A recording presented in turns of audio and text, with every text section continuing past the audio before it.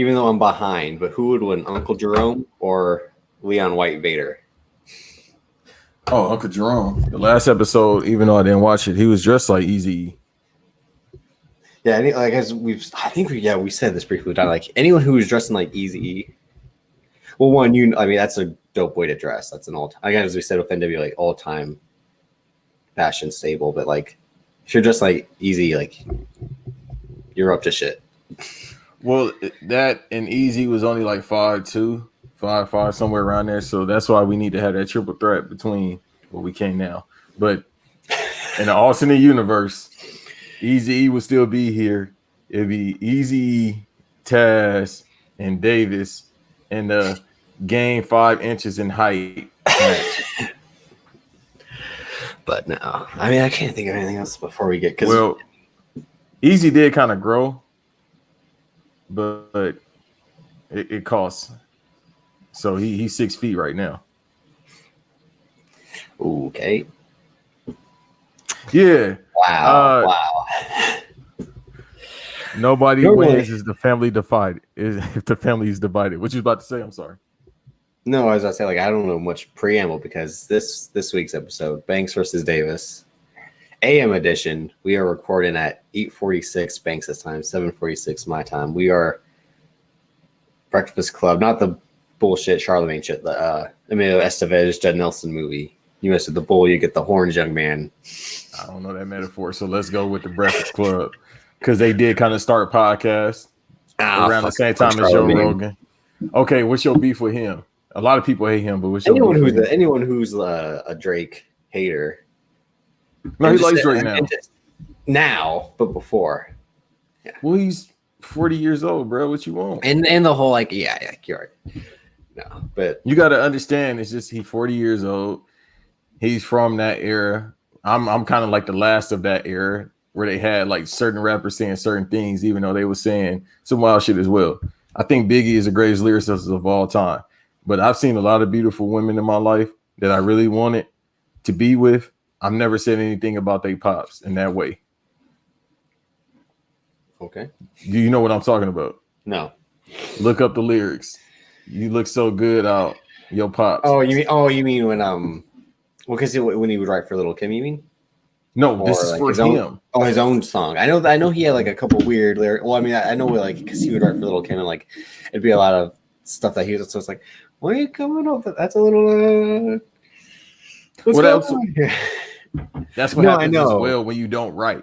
So you can't proofread like, oh damn, I'm about to say this. This is off the top of the head. He does one take every beat, so it's like, all right. Still the greatest lyricist of all time, hands down. I mean, you're from the West Coast and saying that. See, as much as because I can shots to my mom, would only play West Coast, Tupac, Dr. Dre, NWA. Never heard Biggie, and it wasn't until Hardball where I heard Big Papa had I ever heard a Biggie song. And then after, I still never sought that shit out. So even like at work when they play like the 90s and I hear like Hypnotize or Big Papa or Won't Any More Problems, I'm always like, oh yeah, this shit's good. But I'm like, nope. I was born in California. So I know the East Coast, West Coast thing has been dead for years, but still.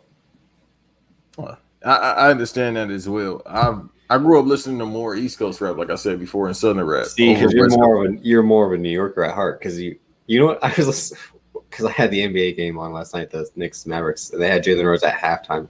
For some reason, I heard Jalen Rose, and I'm like, this sounds like Banks. In what way? Because just like I think the way you talk, and not that really the accent as much, just the cadence, I'd say. You know what's funny though? That you say that. You know he's from Detroit, right? Yeah. It's this weird thing. I need to look up why from Detroit sound like LA. It's the weirdest, or they're from the Bay. It's the weirdest shit ever. Like rap wise, and then when they talk, they sound like they from LA. It's probably moved. It's probably Bay Area. People probably moved to Michigan or something like that, I'd say. Yeah, because it's the weirdest shit. Like I've been thinking about that for years. Like, how is that possible? Yeah, I would say just more like the cadence of talking, not as much the accents, just like bit. And also it was weird.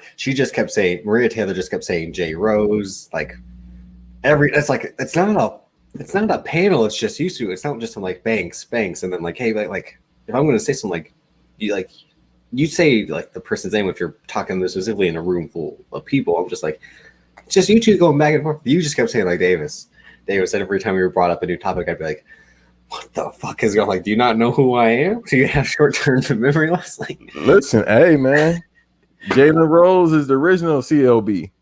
Remember? 100%. Remember Sage Steele kept on like you know what I mean, when you get a pop, like when somebody just I don't like Sage pop. Steele. I mean, even though I'm not as much a Bill Simmons fan anymore, but I don't like Sage Steele because the tension him and her had.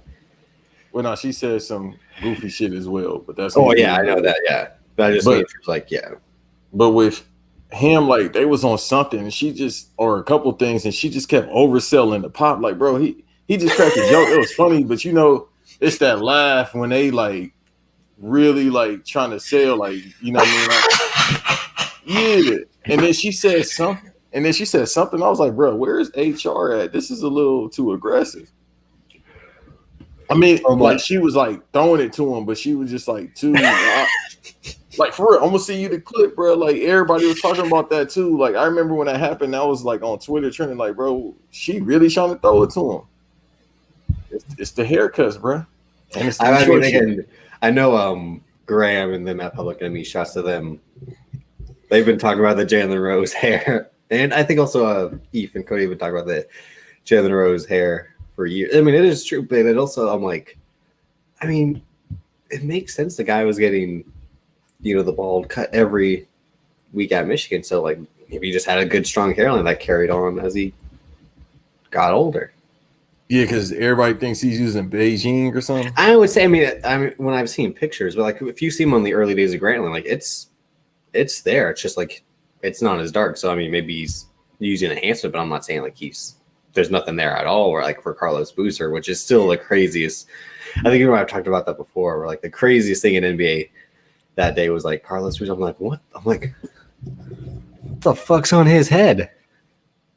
Yeah, no, I have no idea what was going on with him because he just had the body and then he just put. He was doing a couple weird things. He had like the weird hand thing on his hand that year. Carlos Boozer was just going through a lot that season. I think that's when he realized like the Derrick Rose thing was over and like he was never going to get his championship after leaving LeBron in Cleveland. That one Utah season where they were close in the West Finals and then finally having the next young player in Derrick Rose and then I think he's just like, fuck this shit, I'm done. But anyway, let's just cut to like Eminem and says don't quote Eminem, and he didn't stick with him. No, I'm saying like that, like Eminem says in the Defiant ones. Let's cut to the fucking chase, man. We're here for a reason. This week we here for family. But according to one man, your time is up. My time is now. Yeah. You have to do the sound. I think they know. Shouts out to the people that kept seeing the trailer and they said, I don't know who Vin Diesel was talking to. All right, those jokes have run its course, in my opinion. It worked perfectly with Jesus and Mero when he was their guest that one time, and they're like, all I see is Jesus and Mero. Yeah. And he commented on it as well. He's like in the extended interview, he's like, people are gonna watch this and be like, all I see is you two. Like, who are you guys talking to? Because he's self-aware because John Cena's a funny fucking guy. Like, no, absolutely. The funny thing about it was, I mean, just look at his Instagram too. the most like no context, out of context Instagram is John Cena. Yeah, with like the weird Stone Cold shit. The thing is, oh shit, I'm starting to learn technology on the fly. I'm getting better. Yeah, the producer's getting better. I was like, Banks is Kanye West right now, just throwing in. Oh, I got this opera sound. I got this sound. Just like, oh shit, I could do video clips. Okay, yeah, I'm about to start going OD with this shit starting next week. I mean, again, have you not watched Black Wrestling? Look what Fam does. He's like, Fam in the booth is just like. Yeah, that's what I'm saying. I didn't know he was doing that through stream. He's Mike Martz through StreamYard though. I thought it was in post. Oh no, it's he's Mike Martz with the Rams playbook. He's like, we're gonna have Marshall Falk swing to the right. We got Isaac Bruce going streaking. We got Torrey Holt cutting across. Like, okay, yeah, I'm definitely gonna learn how to work this shit. I didn't But know. anyway. I feel like I'm in the goddamn Nissan GTR with the NOS. Okay, yeah. Fast I'm 9. going all out. The final trailer dropped this past week. We've been waiting to talk about it. Busy schedules. But also, Banks has been coming up with theories. I've had my own theories. I already know how this whole movie's going to play out. But first of all, you and I are just going to watch the trailer, sound off. So this is going to be bad audio. But we're going to describe it as well. Because I think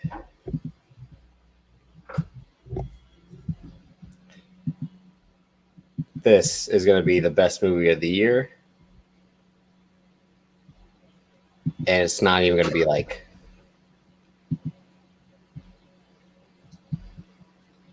Wait, can you see that? Yes or no?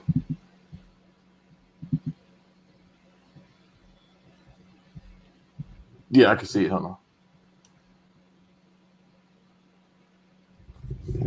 So we got to definitely do the play-by-play.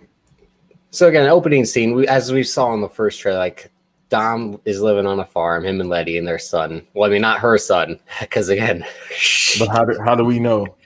No, we know. Come on, he was with Chris Hemsworth's wife for that, brief couple weeks after Fast 5, before Fast 6. I mean, that was actually a couple months because again, Mia had a whole baby in between. Again, John Cena, there he is. What do you want me to pause it for a second? Yeah, let's slow it down. We'll do the Mel Kiper breakdown. Well, I mean, we'll do that after the trailer. Right now, we're just trying to get. Okay, we'll just run the trailer. Yeah. How many views is it at right now? Huh? How many views is it at right now? It's 994,000 on IGN. Okay, that's still pretty low, but. Oh, the official one probably has like over 100 million, I'd say for sure. Again, Dom's brother, John Cena. Two guys who've looked nothing alike their entire lives are somehow brothers. Charlize Theron as Cypher is back. Jordana Brewster is back. Sans Paul Walker, R.I.P. Everybody's coming back except for Paul Walker. Oh, I know, that's the sad thing. And then see, Dom has to go, one-man gang and just try to fight a whole army. This is what took me out. Well, when we do the play-by-play, I'm gonna talk about him just like vanishing in the water.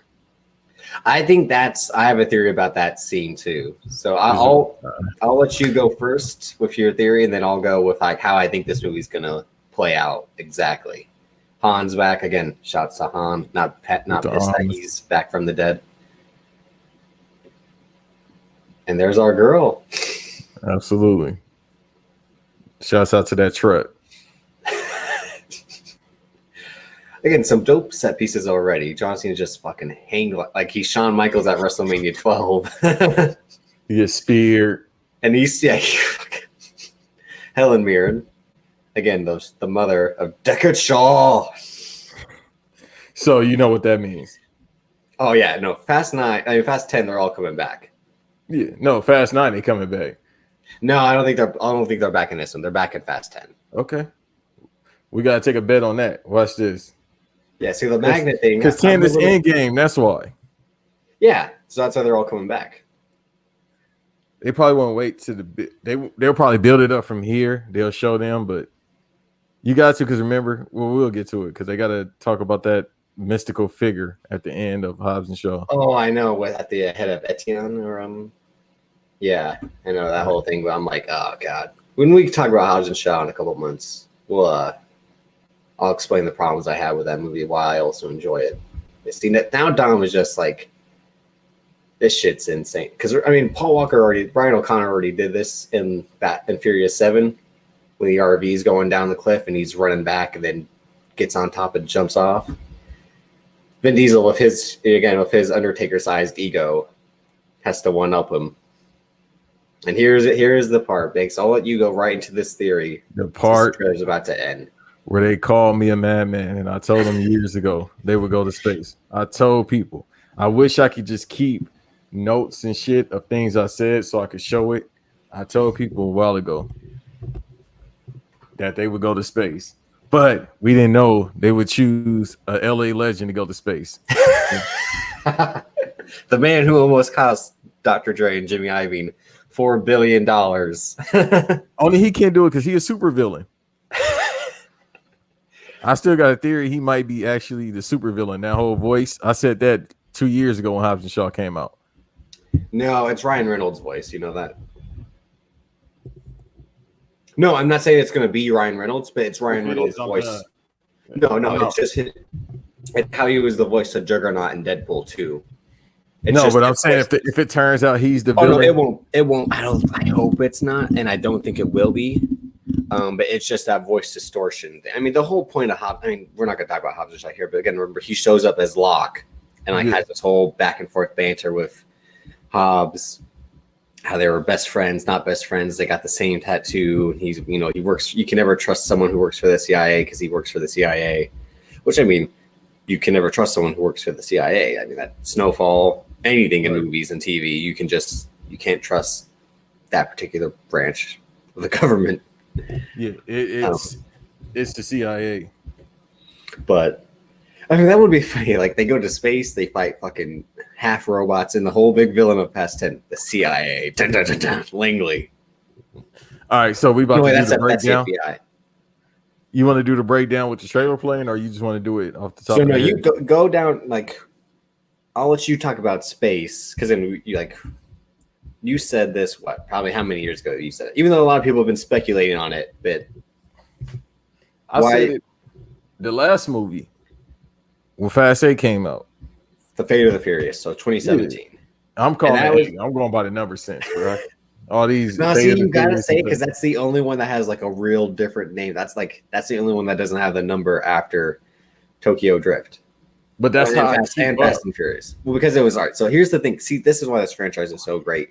And I got mocked by Fam for being a fan of Fast and the Furious because I said like Fast and the Furious is my Star Wars. He's like, oh, I don't know about that. He was like, I'm sorry to hear that. And my dad has said the same. I said that to my dad, and my dad said, "Get out of my house."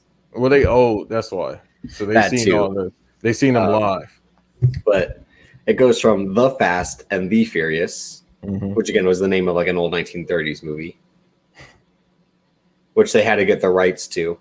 Then it becomes probably one of the top 5 sequel names of all time. Too Fast, Too Furious. Then it goes The Fast and the Furious, Tokyo Drift, and again, like, what's drifting? What's that about? No idea, but I'm in as soon as I see the trailer. Then it's just Fast and Furious, no thes, straight to a point, and that's the gang's back together. Vin Diesel, Paul Walker. Then it goes Fast 5, which is like, whoever came up with that was like, that's like, I always joke like in the pitch meetings, they're always like, oh God, what should we do? How about Men in Black International? Like instead of international. No, I'm just saying like when they come up with crazy ideas for movies to do, they're always like, because it's always in New York. What was if we went to London?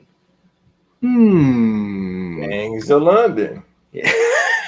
But so whoever said Fast 5 was like, write that down. Like I mean, I sent you the video, right? Yeah, I only watched the first thing. After that first like 2 seconds, I was like, oh fuck this. I have no time for like TikTokers and all that. But all right, some TikToks is funny though. But then Fast and Furious 6, but then people call it Fast 6. It's Fast and Furious 6. But Furious 7, which again is spelled out 7 because Kurosawa, in Seven Samurai and all that. I mean, no offense to James Wan, I think that's what he was trying to go for. It actually works in that case. And then The Fate of the Furious, Fast 8, as I call it. Fast and Furious 8, and then now, I mean, there was Hobbs and Shaw, a Fast and Furious like saga or whatever. Like they basically like solo a Star Wars. No, Fast and Furious presents Hobbs and Shaw is what it is. Cargo pants and suits. That's what it's called. Cargo pants and turtlenecks. Yeah. And then now we go to Fast 9, simple, and then it'll be Fast 10 more than likely. No, the family. No, Fast 'cause I 10 think family. I think the like because I think TNJ. no, I think like the T in fast will be a 1, and then the 0 will be right after it. So it'll be like like FAS 10. It'll be like that, like the weird like Fan 4 stick for Fantastic Four 2015. It'll be something like that. Yeah. Nah, Or like the mellow, like Carmelo thing, like the stay mellow with like ME70. Like it'll be like that. so Stay Furious 10. They can't just call it Fast 10, bro. You got to go out like ridiculous. You came in with logic, you leaving with ridiculous. Go out with ridiculous. Was it even logic? It was. Yeah. I mean, It's the whole, again, undercover. He's a cop. he's I a know he's a cop. I know he's a because cop. again, it's Point Break. That's what it is. Yeah. And then that's the whole thing. Like everyone on after the trailer drop, everyone gets on Twitter and has their jokes. Like, remember him? He was just stealing DVDs, and now these fuckers are like jumping from buildings, and now they're in space. Like, so dumb and outrageous. Like, you're saying this is dumb and outrageous now? When like, no, I'm saying like you're saying this is dumb and outrageous now. When like 10 years ago, they fucking dragged a Volt through Rio de Janeiro with just 2 Dodge Chargers. Right, which is impossible. Not even that souped up. Like, come on. And then at the end, he And just first comes of all, out unscathed. it's the most outrageous thing when Vin Diesel's Dom Toretto and Dwayne Johnson's Luke Hobbs go face to face That's what I was into just the about to same say. height. That's the most outrageous thing. Like one of them was clearly on an Apple box. Twice though. The first face off when The Rock was calling him boy. Which That's is, when he's like, we gotta call Dr. Umar, bro. I know. I've said this for years. Like Luke Hobbs in Fast 5 is a completely different. He might be a little racist, even though he's a black Samoan man. Even though we don't know he's a black Samoan man until Hobbs and Shaw. I mean, really, the ones in between as well. But he's like, "Don't be talking like that with your lips, boy." It's like, right, but you can't say that. So, but I know what you mean. You don't say boy. I say only I can say boy on here. He says that. And I'm like, what? And I remember Trailer be like, what is this about? Like, whew. Hey, it's called self-hate. That's why Dr. Umar should have been in the middle. No, it would make sense because he's a fucking law enforcement officer. He's with that stupid ass agent. Yeah, goatee. no, but that's how you know someone's like an asshole cop. Like again, he's got the 3 minus X XS Under Armour shirt that they like spray painted on. And then somehow like stitched it together as well. Yeah, I don't know how you get out of that, bro. You gotta. He's like that. That was probably just CGI, like the Ryan Reynolds Green Lantern suit. Yeah, because otherwise, now you gotta cut it off with scissors. Like, ain't no way he getting out of that, bro. See, and that's what I mean when he got back on the cycle. No, he was on the cycle. No, look at him in Tooth Fairy, and then look at him in that. It's fucking. No, he was on the gimmick in Hercules. That's after. So building up, he was on the gimmick. Well, he probably was on it more on Hercules because remember in Hercules he gained 20 pounds. This is that whole run where he's thinking about he's gonna have 1 to 2 more matches. Yeah, and the fucking quad blew out. Well, because he was on the cycle. And he's old, but when he took it was the combination of everything. It was ring rust, age, and being on the cycle. It was everything.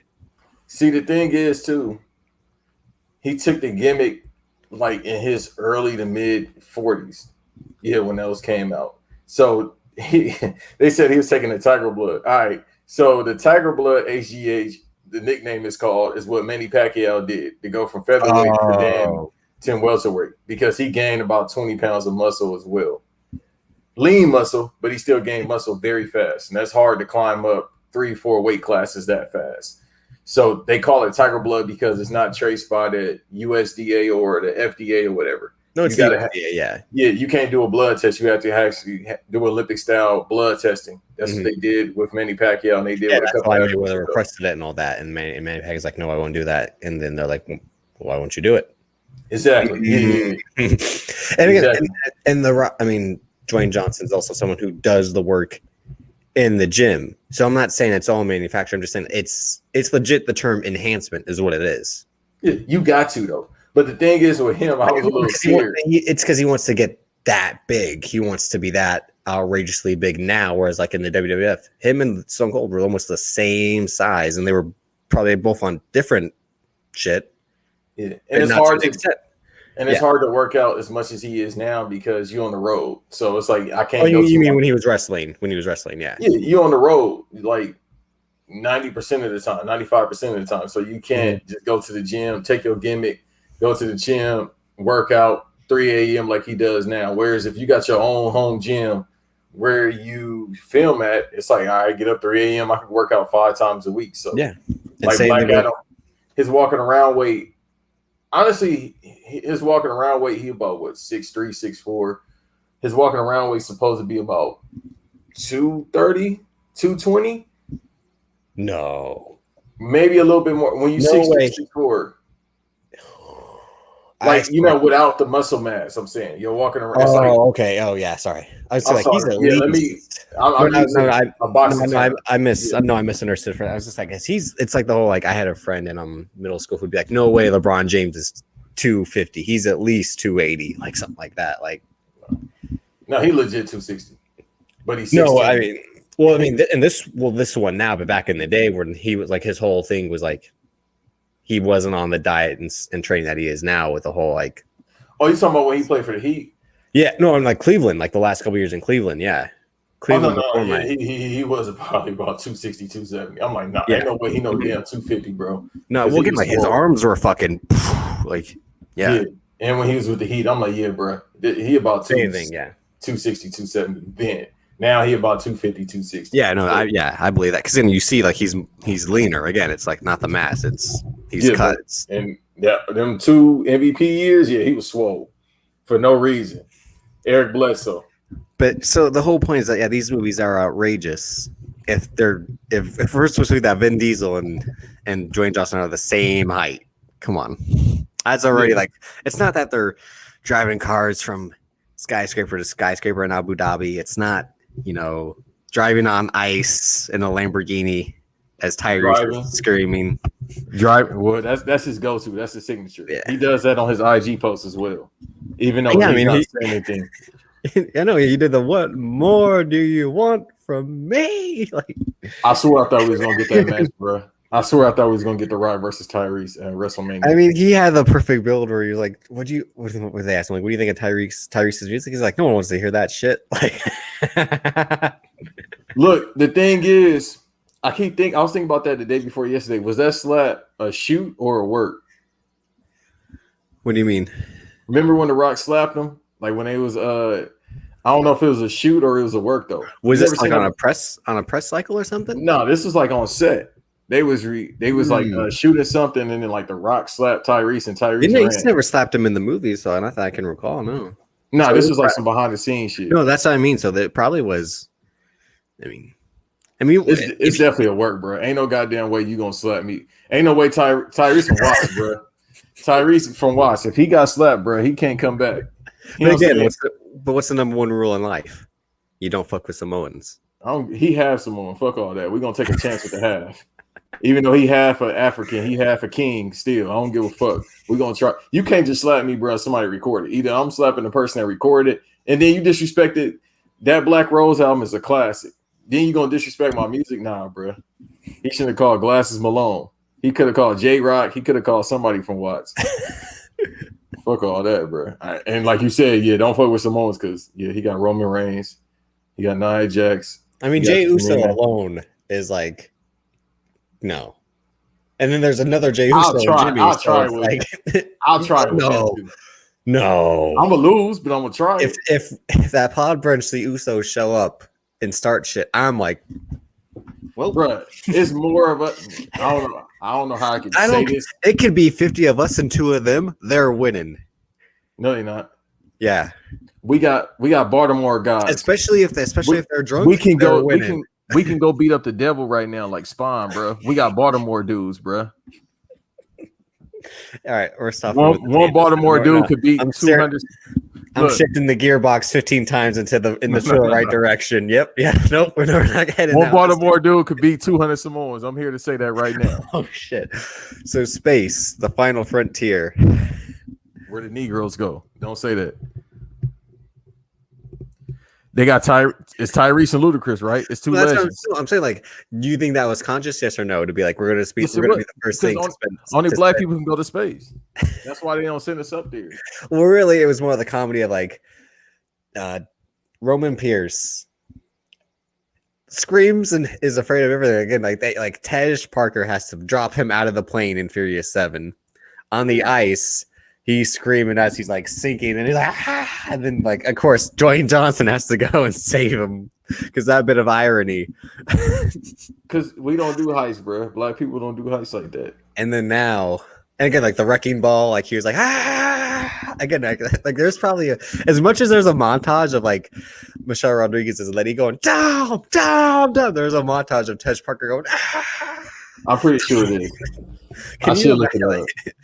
That's really the super cut that we need is like, damn, damn,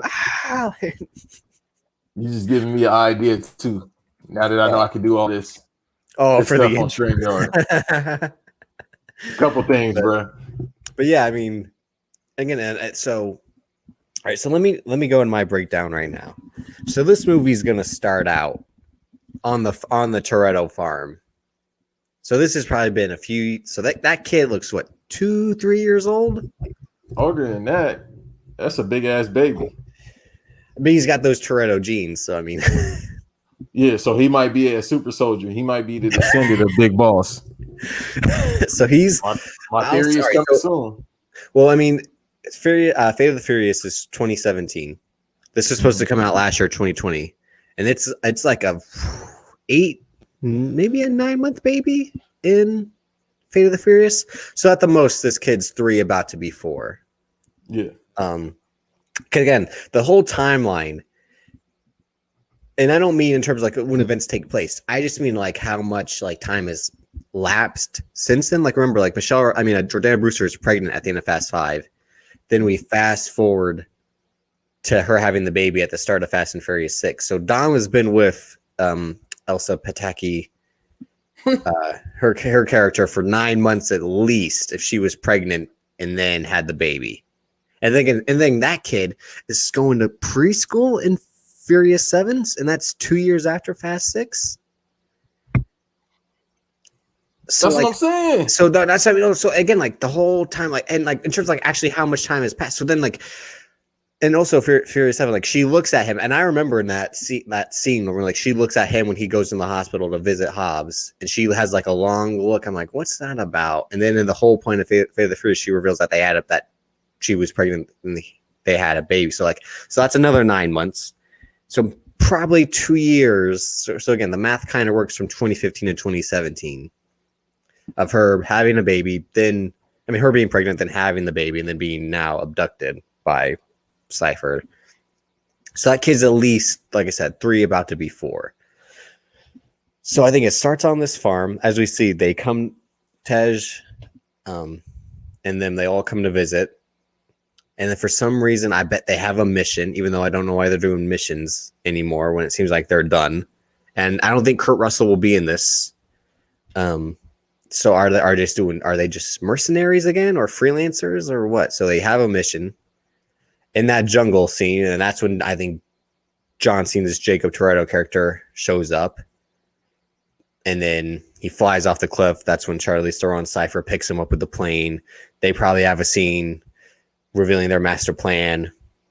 That's when they break down that Letty tells them that Jacob is Dom's brother. They go back to their secret base. That's when John Cena and them show up.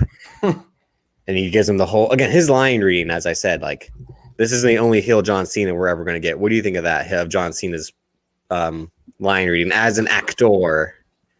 How do you think he's... what do you think of his performance so far? It's good. I mean, the movies he's been in, he's been great. You know, him and Bautista, it's about to be like the 05 Royal Rumble again. Like, who's the best actor? Army of the Dead.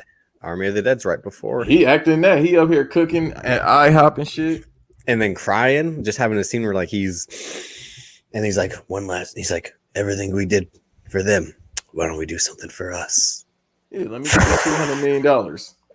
I gotta go to the theaters and see that as well. I'm sorry. I don't know why when it's gonna be on. Oh yeah, you don't have certain services. You only have No, I got all the service. services. It's just damn, man. I want to go to the movies. Goddamn. Get your fucking shot. I'm gonna watch it on HBO Max. Oh Damn. my god, it's on Netflix. That look. All right, never mind. I was about to say some wild shit. The army. That's the future. You gonna be a zombie. Army of the Everybody. Dead. Oh no, yeah. I mean, maybe you gonna COVID. You think COVID's the zombie disease? No, the shot is. That's trying.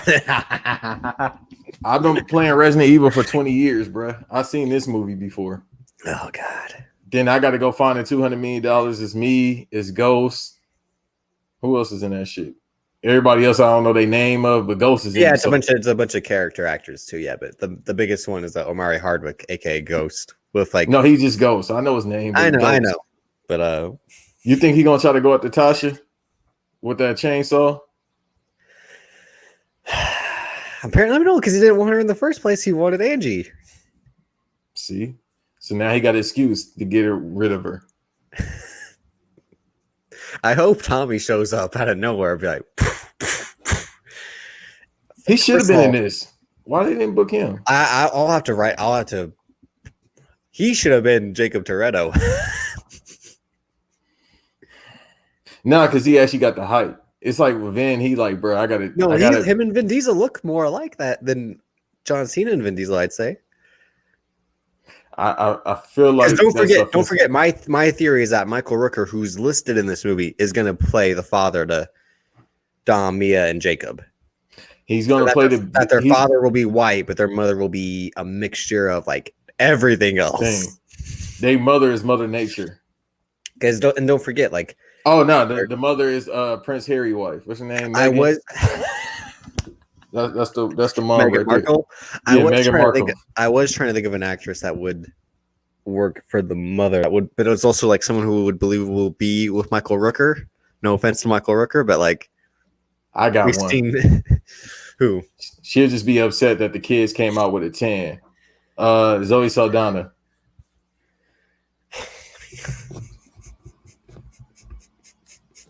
Anyway, but yeah, so again, John Cena and his Jacob Toretto and his private army. And I think my theory is that he's probably gonna have like some super suit or something. Yeah. But besides, again, Super Cena, super suit makes sense. Double S. Yeah, so what will happen? Like his army will show up to their lair. He'll give a whole great villain speech again. He said, like, you talk about family, but you left me behind. Like, dun. Again, walking contradiction. Dom Toretto, just like AEW. You talk all that talk, back it up. So you saying that Dom Toretto is like AEW? He's all elite. He's a worker. Hey, they're gonna put him on dark. He talks about family, but he's got his own blood. He turned his back on his own blood. The sangre. They're gonna put him on dark. And he's gonna be offended by that. So, and then what'll happen is that, as we saw in that clip where like he fights the whole army by himself, he'll like lock them up. So Mia, Letty, Tej, Roman, and then we'll get away. And then Dom will take the whole army on by himself. Then he falls through the ocean. And that's when I think he'll have this dream sequence about the death of his father. And remember in that first trailer, they show a stock car flipping up and crashing. And that's, if we remember the amazing speech in The Fast and the Furious, when he tells Brian O'Connor about his father, he was coming up in the stock car circuit. And then Kenny Lerter clipped him and he went into the wall like at 100 something miles per hour. And that's, he's like, they say he died instantly. And they heard screaming. He said it was from Roman Pierce. They said it was me screaming. So maybe, and that's, I think, probably the day that Jacob Toretto left the family. Because again, Dom Toretto goes to Lompoc after beating Kenny Lerter with a fucking 3/4 inch pipe or whatever, something like that. 3/4 inch pipe, something like that. But I think that's when we'll have that flashback about like what happened. Mia and Letty will go to Tokyo to seek help. That's when Han will show back up. Somehow Dom will make it out of the ocean to London to get with Deckard Shaw's ma. And that's when he'll come in contact with Jacob Toretto again, and that's the scene where he's like, where they're pulling guns on each other like it's a John Woo movie. Them little ass 38s, bro, and little ass guns. And then we'll get the scene, yeah. So they'll reunite. They'll have another mission. And I think that I don't know if that'll be the one of the magnets. Like I'm not a fan of the big magnet thing. Like that's a real step down in my opinion from elevating the stakes. Like Cypher in Fate of the Furious controlling all the cars, like hacking all the cars, that was dope. Mm-hmm. But the giant magnets, and again, like it was something that 6 Underground, a Fast and Furious ripoff. If you want to talk about that real quick, did you see that? Yeah, I seen that. I don't know, bro. You know, it's a Fast and Furious ripoff because Rhett Reese and Paul Wernick, they were like, I'd say they were probably fans, but also wanted to have like a mock, like they wanted to mock it a bit. Because remember, there's that whole thing where like, we're a family. Then Ryan's like, we are not a family. And then at the end, he goes back to save the guy from getting his ass kicked. He's like, we're family. It's what we do. And I'm like, you're literally saying like, I don't have friends. I've got family. It's art imitating life. No, it's them parodying Fast and the Furious. And Netflix, they weren't going to get rights to Fast and the Furious. So like, we'll make our own, and we'll get the guys who did Deadpool and Michael Bay. And Michael Bay was like pissed off about the Fast and the Furious movies. He's like, they got in my whole fucking flow. Like, but the problem is with him, it would have just been way too much. You muted yourself, damn it. No, my fault. So it would have been, if Michael Bay would have did it, it would have been way too much action and not over the top acting like it is. You know what I mean? So he would have just had explosion like every 5 seconds. That shit would have caused you to have seizures. That's why 6 Underground fucking sucks, because the car chase that opens that movie is horrible, and there's like cars slipping up for no reason. And when I like Dave Franco, but him as like the getaway driver, I'm like, nah, I don't. I'm glad they got rid of him early. I don't like him. I don't like his face. I don't like his fucking face. Him and his brother pissed me off. It's the way they look. Yeah. And so Ryan Reynolds just pisses me off because he exists. Okay, we're not gonna do that right now. Even though that Hitman's wife's Bodyguard movie looks god awful. Bruh, how you go from the Hitman's Bodyguards to the Hitman's I didn't even see that. I didn't even see that because that movie just looked. Again, that was a pitch meeting they had in Hollywood, where they're like, "We got Ryan Reynolds and Samuel L. Jackson. What can we put him in? Well, we want to do Lethal Weapon, but we can't do Lethal Weapon. So how about one of them's a hitman, one of them's a bodyguard, and the hitman needs the bodyguard?" It was like that's how that movie came up to be. And they should have just made it the reboot to Lethal Weapon. Why not? They was rebooting everything around that time. They shouldn't just reboot that. It's because the Lethal Weapon TV show was going on at the same time as well, so that's why. Oh, you're right. Okay, call it Lethal with Jordana Brewster. Call it Weapon Lethal. They gotta just start reversing names, bro. Fuck it. But that movie looks fucking awful. Because it's Ryan Reynolds. No, because the whole thing of the Ryan Reynolds thing is like to be. I like Ryan Reynolds. I like the smart ass, quippy, clever. But it ain't. It's none of that you just said. No, but it's the way he does it. Like he's reading The Secret on like the beach, and then there's a shootout going on. And the whole point of like this movie is that like he's so distraught he won't use weapons anymore. So like he's spraying mace at a guy instead of like kicking his ass or shooting him. Where like he's just highly. I didn't even see the first one. I'm not gonna see that. So that's what I mean. So like, and see when you have like Fast. Why would you put this movie out in the same year as Fast 9 and still at the end as a panoramic is going on, as a pandemic is going on, like because there's some stupid motherfuckers. Money. Yeah, there's some stupid motherfuckers that's willing to risk their life for the hitman bodyguard wife. So the third one is gonna be the hitman's bodyguard grandchild. Yeah, because they want to have a kid. So yeah, it'll be like fast forward. They're gonna do the Irishman instead of de-age. They're gonna age Ryan Reynolds to be like, well, he's already there, so.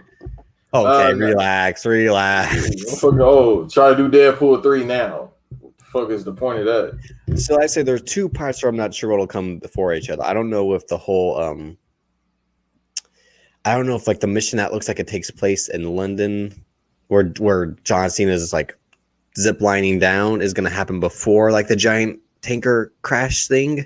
And don't forget, like I said, like in Tokyo, that's what we'll see as we saw in the first trailer, the Pontiac with like a fucking jet engine on it that goes super fast. So that's how we'll get to the Pontiac, and basically the space shuttle that Tej and Roman are in. That'll be at the end of the movie. No, the space shuttle. I mean, we jumping ahead before you. The space shuttle is that 30-second car Brian promised. No. I bet you it's the car. No. Use the same engine. Okay. All right. We saw in the first trailer. Like they're like, is that with an engine strapped to it? And the guy's like, yes, it is. Like, and it'll be like, so that's like their test case to it, because it's like we already saw that they have to fight the fighter, like the super like stealth fighter jet that Cypher's flying. So they have to like, we'll come up with our own. Hey man, listen. Which is rockets duct taped to a fucking car. Like this is fucking. It's gonna be that car, or they're gonna call it Brian. And then it'll end. It'll end as we see it, as the trailer starts, with like them pulling up to the old house. And where is that in Los Angeles? Are they actually? I can't. Are they supposed to live in? You talking about the old house? Yeah, the Toretto got house. Blown up like twice. Yeah. No, just once. That's in it gets shot up in the first one. Yeah. And then it gets blown up in Furious 7. Yeah, and Paul Walker got smacked into the van while that 10-year-old baby was looking. That's supposed to be like a couple months. No, that's in that's the Forbidden Land. Cypher's Park. That's where they did Training Day. That's near Dodger Stadium. Oh, yeah. Because remember, he drives in Dodger Stadium during the opening of the movie, where he's like trying to go, 100. He's like, I maxed out at 120. It's like, I see you drive. You got a heavy foot. You can't use that much NOS. Exactly. That's where Chinatown is too. You know what I mean? Where they had the scene that. So that's all. That's the forbidden area for black people. You don't go over there because either you're gonna hear a fool. Or they gonna never mind. And SWAT came into my house. SWAT came into my house. Disrespected my family. Because someone narked on me. And I'm starting to think the best is like, we ain't on your block anymore. He's like, you can't talk to me like that because I'll knock your ass out. And what's he do? Fucking one punch man. And I quote, I never narked on nobody. I never knocked on nobody. And then Letty one punches Lance. That shit was hilarious. Like without moving she's her. Amanda Nunez. Bro, that's what I'm saying. Like she didn't even move her whole body. She just, and I was like, God damn, somebody taught her that right. Oh, I mean, yeah. Well, that's the whole point. It's like Letty's the one who wears the pants in that relationship. Well, it's true. She definitely be wearing Levi jeans. But you're saying that she's got that fire, right? Like that's why he would stick around. Hell yeah, I can tell. Get yelled at after all these years. Shit, I don't know if I risk myself for that fire, but I damn near would. I'm like, all right, give me 2 movies I'll risk my life for. After a while, it's like, all right, baby, it ain't that good. It's good, but it ain't that good. In the first one, Mia tells Brian the whole story about how she was always into Dom when they were kids, and then when they got to high school, Dom was finally into her. Yeah, and then there's a scene at the party where where they meet up to then discuss the race. Like he's with the 2 white women, and then she's like, "I smell skanks," and That's then about right. That's about right. And then they go to the party after, and she's like, "Why don't you go upstairs and give me a massage?" Again, like she's bossing his ass around, and this is the guy who at the end of the race is like, it don't matter if you win by an inch or a mile. He's like this he's really like this messianic figure. Well, that's why he got all the quotes, like for no reason. Like, I live my life 1 quarter at a time. I live my life a quarter mile at a time. Yeah, like, bro, what the fuck does that mean? No, that's what everyone says. It's like, what does that even? And that's when Torque, also produced by Neil H. Moritz, the original producer of the Fast and Furious movies, up until Hobbs and Shaw, when they booted his ass out. Because Dwayne Johnson's a piece of shit, and we'll discuss that in a later episode. This man really trying to get hurt, bro. He broke up. He's the reason like this shit is so fucked up in a way. Like that's what Republican, bro. That's what he do. Exactly. See, tricking y'all. Like So what? Oh, that was Eve. Shouts out to Eve. He said the reason why they came out with the Young Rock show is for his old presidential run. I've told you. Me and Donnie said it was Rockaganda. I forgot y'all said that. But then I started thinking, I was like, this show is bad. But they keep going back to him. Of course it was bad. It's fucking fake. They got him That shit happened. So you saying this is all basically a shoot? This man met Andre the Giant once in his life. He's like, I got a whole bunch of stories about Andre the Giant. Like, you motherfucker, you met the man once. Did he say that? I think he met him. I guarantee he met him once. No way he could remember this, and this happening at like his age. Yeah, because I know we've seen one picture. No way he can remember when the man had to write his fucking promo on his arm. Could he remember meeting Andre the Giant 7 times when he legit came out on Raw and was like, here's the only reason why I believe it, because apparently the Iron Sheik used to babysit him. See, that's why they had to change it to Andre the Giant, because like the original episode was like, Rock, Dwayne boy, that Hulk Hogan piece of shit. Don't trust him. I tell your dad. I tell your father. I broke his leg and I broke his back. He's like, don't you ever let that piece of shit. I tell him do it. I tell your Rocky Johnson, your father. Even though he's from Minnesota, the Iron Hollywood blonde. By the way, I've turned around and eat around. The funniest thing is he said he learned English from Sesame Street. Yeah, we discussed that a couple weeks ago where it's like 1, 2, fuck kiss. but yeah, so and that again, this we will end with a barbecue like they always end with barbecues. That's it. So they'll be back at the house. We already no.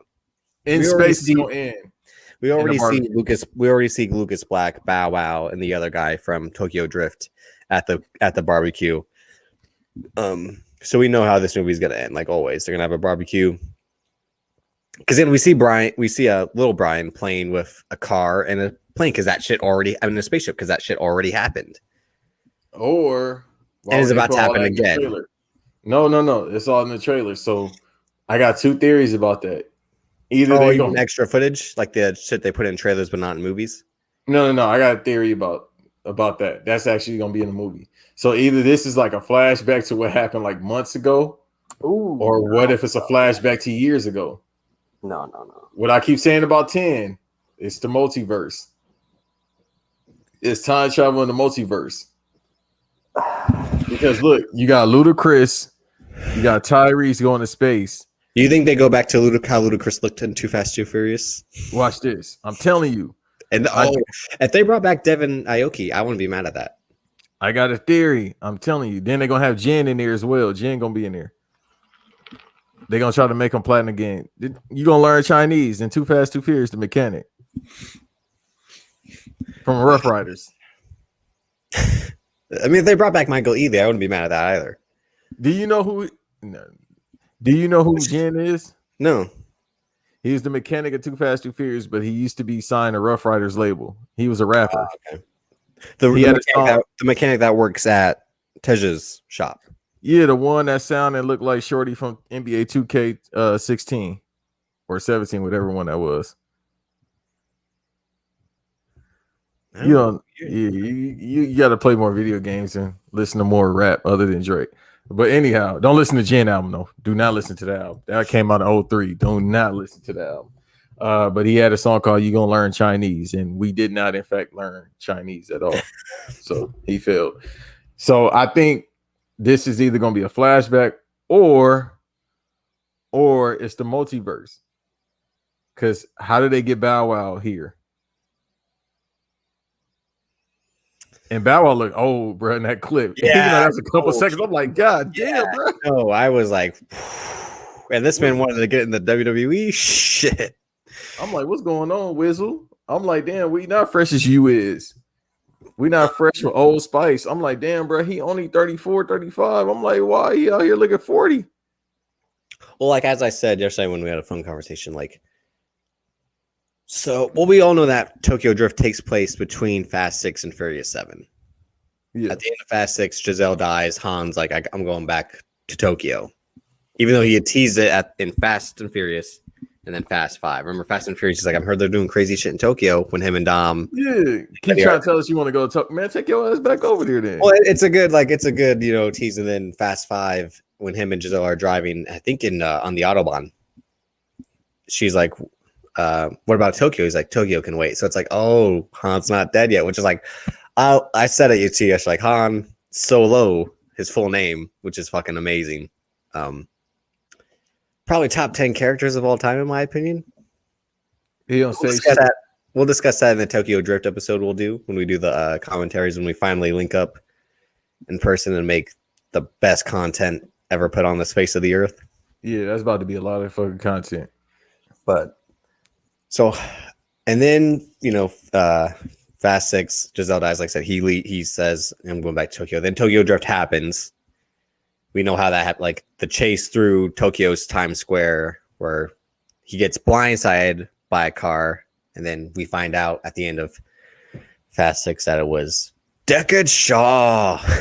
Even though at the time, I swear his name was Ian Shaw, that they listed it because Owen Shaw was Luke Evans. Yeah, Owen and Ian sounds a whole lot more, or Ian, depending on how fucking people say it sometimes. But you said those fucking people. No, because like Ian Ziering, like from now to like it's not Ian Ziering. It's always like, I'm about to say you about to be banned from London, bro. no, not never. I'd hope not. No, but I'm saying like, so they tease like he was going to be the next one. It was like, oh shit, Jason Statham. Then it reveals like he's in the trailer. She's like, you remember Owen Shaw? This is his brother, and it's like it's like Deckard Shaw. Did they talk about him in Hobbs Shaw? Owen Shaw? No, that's why I say that's the real alternate universe is Hobbs and Shaw. They never talk about Owen Shaw, even though in the Fate of the Furious they fucking work together to rescue the baby. That's what I'm saying. I'm like, did they even talk about him? Don't see. That's why I have so many problems with Hobbs and Shaw, because one, Luke Hobbs is just full on Dwayne Johnson Samoan in that movie. Like I said, the transformation from him being boy to like doing the haka like that, like they're not the same person. That's like, bro. That's he was going. Look, that man was gonna fit in Samoa some type of way. I'm like, you could take your ass to Canada again, and they changed the daughter. That's not the daughter from Furious 7 and Fate of the Furious. It's a different girl playing his daughter. So that's like this definitely takes place on another Earth. Hey, I thought it was gonna be a white baby. I ain't forget San Andreas. San Andreas, he had a full ass grown white. Hey, well, I mean, that's because he. Well, shouts to Alexandra Daddario, pressure, and Carla Gugino, old vintage pressure. Yeah, no, but still, I was like, all right, bro. Like, that's how I knew The Rock was not The Rock no more. He's Dwayne Johnson. He had a white baby, a white grown ass baby as his daughter. I said, one of these things are not like the other. So that's the real. If you want to get to like, that's the real alternate timeline. Because again, they don't, even though they acknowledge their jobs, like they just work together in New York. Yeah, but they also destroyed the field office in Los Angeles. So like, but still, it's like they never acknowledge again, because now all of a sudden Owen Deckard Shaw has a sister. Okay, all right, like yeah. No, see that movie, I have so many problems because again, like Dwayne Johnson, that's what I mean, like where he fucked it up. He got in his own head, like this is how we're gonna do it, like like because they basically made Tango and Cash with Fast and Furious. That's what they did. Was he one of the producers? Yes. Okay, makes a lot of sense. Him, his fucking ex-wife, and her fucking brother. Hey, hold on, calm down, bro. No, because I'm saying like, no, they're basically his Gerald Briscoe and Pat Patterson. They're stooges. I mean, yeah, I'd rather give you that than give you half of my money for child support. No, but I'm saying it's like I'm not doing the movie unless they have producer credits. We're like, damn well all they do is just sit in and say like, yep, that's what Dwayne wants to do. Yep. Would you do the same thing if you was under his payroll? No, because I'd be like, dude, this is the fourth movie in a row you wore fucking tan khaki pants. Let's switch it up, bro. He gonna kill you. I hope he gonna so. kill you with the khaki pants, bro. Imagine just Davis getting choked out by the Rock khaki pants from Jungle Cruise. Yeah, he'll by the time he does that, he'll have torn both his fucking triceps by that. Damn, that shit was supposed to come out this year. They could cancel that movie though. Oh god. But anyway, so yeah, that's the real alternate universe as Hobbs and Shaw, not Fast 10. Fast 10, I mean, so your real idea is time travel / the multiverse? You think so they bring back Paul Walker somehow? Yeah, I'm telling you. So I'm this still is mad the thing. I'm still mad that Scott Eastwood's not in it. And How Fast. you know? How you know? I mean, I hope Yeah. so. I mean, he was going to be the token white guy. So I'm like, and I like Scott Eastwood. They got to go to the Amazon. Remember they showed like the Fast Nine, like photos or whatever. They was like in the Amazon or some shit. Yeah, that's what I'm saying. That's the first mission that I don't know what they're doing, but then somehow Jacob Toretto, John Cena will show up. They got to go get the flux capacitor. Well, that's what. No, see, I almost would have believed the things on that they're now revealed to be magnets. I almost thought those seemed like fucking time travel shits. How we know it's not? True. And again, what's the super suit? All of a sudden, we see John Cena in this blue fucking suit, and then later, I think we see Vin Diesel in it, and he stops the car with his fucking hands as it flips right up to him. I'm not mad with the See, all right. So this is the one. Go ahead. All right, so that plays on my theory I have as well. They make his suit as a Metal Gear Solid guy. They got suits, bro. It's like the whole clone thing. I think there's a big boss, whatever that voice is. That's the big boss, and the clones is Idris Elba character. All right, real quick. Hobbs Shaw. You got to remember that this is now the first Fast and Furious movie that's not written by Chris Morgan. Okay. Chris Morgan wrote Tokyo Drift, Fast and Furious, Fast 5, Fast and Furious 6, Furious 7, Fate of the Furious, then Hobbs and Shaw. They got someone else, Daniel Casey, I think is his name, to do Fast 9. Okay, what has he done? He did one movie, I think the movie Kin, with where it's that little kid finds like an alien gun in Detroit, something like that. No, that's what I mean. Like, that's why they hired him. They wanted to bring a sci-fi element. But I'm saying, like, but I'm not saying like they're going to connect to what Chris Morgan was trying to do with Hobbs and Shaw. That's what I'm saying. That shit's almost its own world now. That's what I'm saying. Like, Chris Morgan's Etienne and Hobbs and Shaw fighting cyborgs. They can link it all back together. You got to. They did it. It was called Fast and Furious, Hobbs and Shaw. Yeah. It's the same characters in a different world. They got to. It's like this. So this is what I'm saying. It's the clones. Maybe the dad that's playing Toretto's dad and Letty dad and whatever. Not Letty, but Toretto and Mia. John Cena and Mia dad. Okay, so maybe he's the super soldier. Like he's the big boss. And then you got Solid Snake, and you got Liquid Snake. You see where I'm going with this? Maybe they just the clones of him. And maybe Toretto was a super soldier this whole time because the shit that he does, like, where do you get the training from? Like with him sinking at the bottom of the ocean. See, I've always had a theory about that too. That because he's fucking 6'5", bro. Who? In the movie. Oh no. He's like 6'5". My theory of Dom Toretto as a person. So Dom Toretto was probably someone who definitely probably had like a high IQ. Like he was probably someone who was like genius level intellect, but was like, it was basically a Good Will Hunting thing where he was a genius, but was involved in the street shit. Like his dad dies, he goes further into that direction. Whereas like he could have worked for the government. Like he probably passed like all these tests, like to become an FBI agent or something like that. And like pissed it all away once his dad died. Because that's why, like, again, why would the government keep recruiting him? And besides, I mean, like, not that governments don't work with criminals, because I mean, CIA, case in point. Snowfall. But the way that, I mean, I was almost convinced that like Kurt Russell would have been the dad at some point, but like when you looked at him, like he didn't recognize him. But like I don't think they will go like a face off direction in terms. I mean, that's almost too much, I'd say. Like. Well, Kurt Russell already got like a super soldier looking kid. Falcon and the Winter Soldier. That motherfucker looked like a science experiment. Yeah. But so that's since really Furious 7, I'm like, because again, like the way he thinks, it's too much to be street smart. Because him robbing shit for DVDs and all that, that's just street smarts. Like, we're going to use these 3 Honda Civics, precision driving. We're going to fucking drive under the 18-wheeler and fucking use these fucking harpoon guns to get in. And that's like street smarts, bank robber shit. Him to be like, I'm going to put a tracking device on this necklace to then hang in front so I can always track this invisible plane. Like, no, like he probably was like a child prodigy, and then like I said, like I got another theory.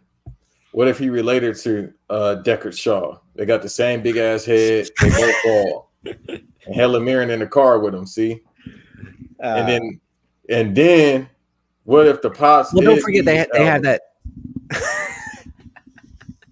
Because she was probably in London, like, oh God, the African man is so beautiful. You said you haven't seen For Games Star Marshall. I swear you've seen it.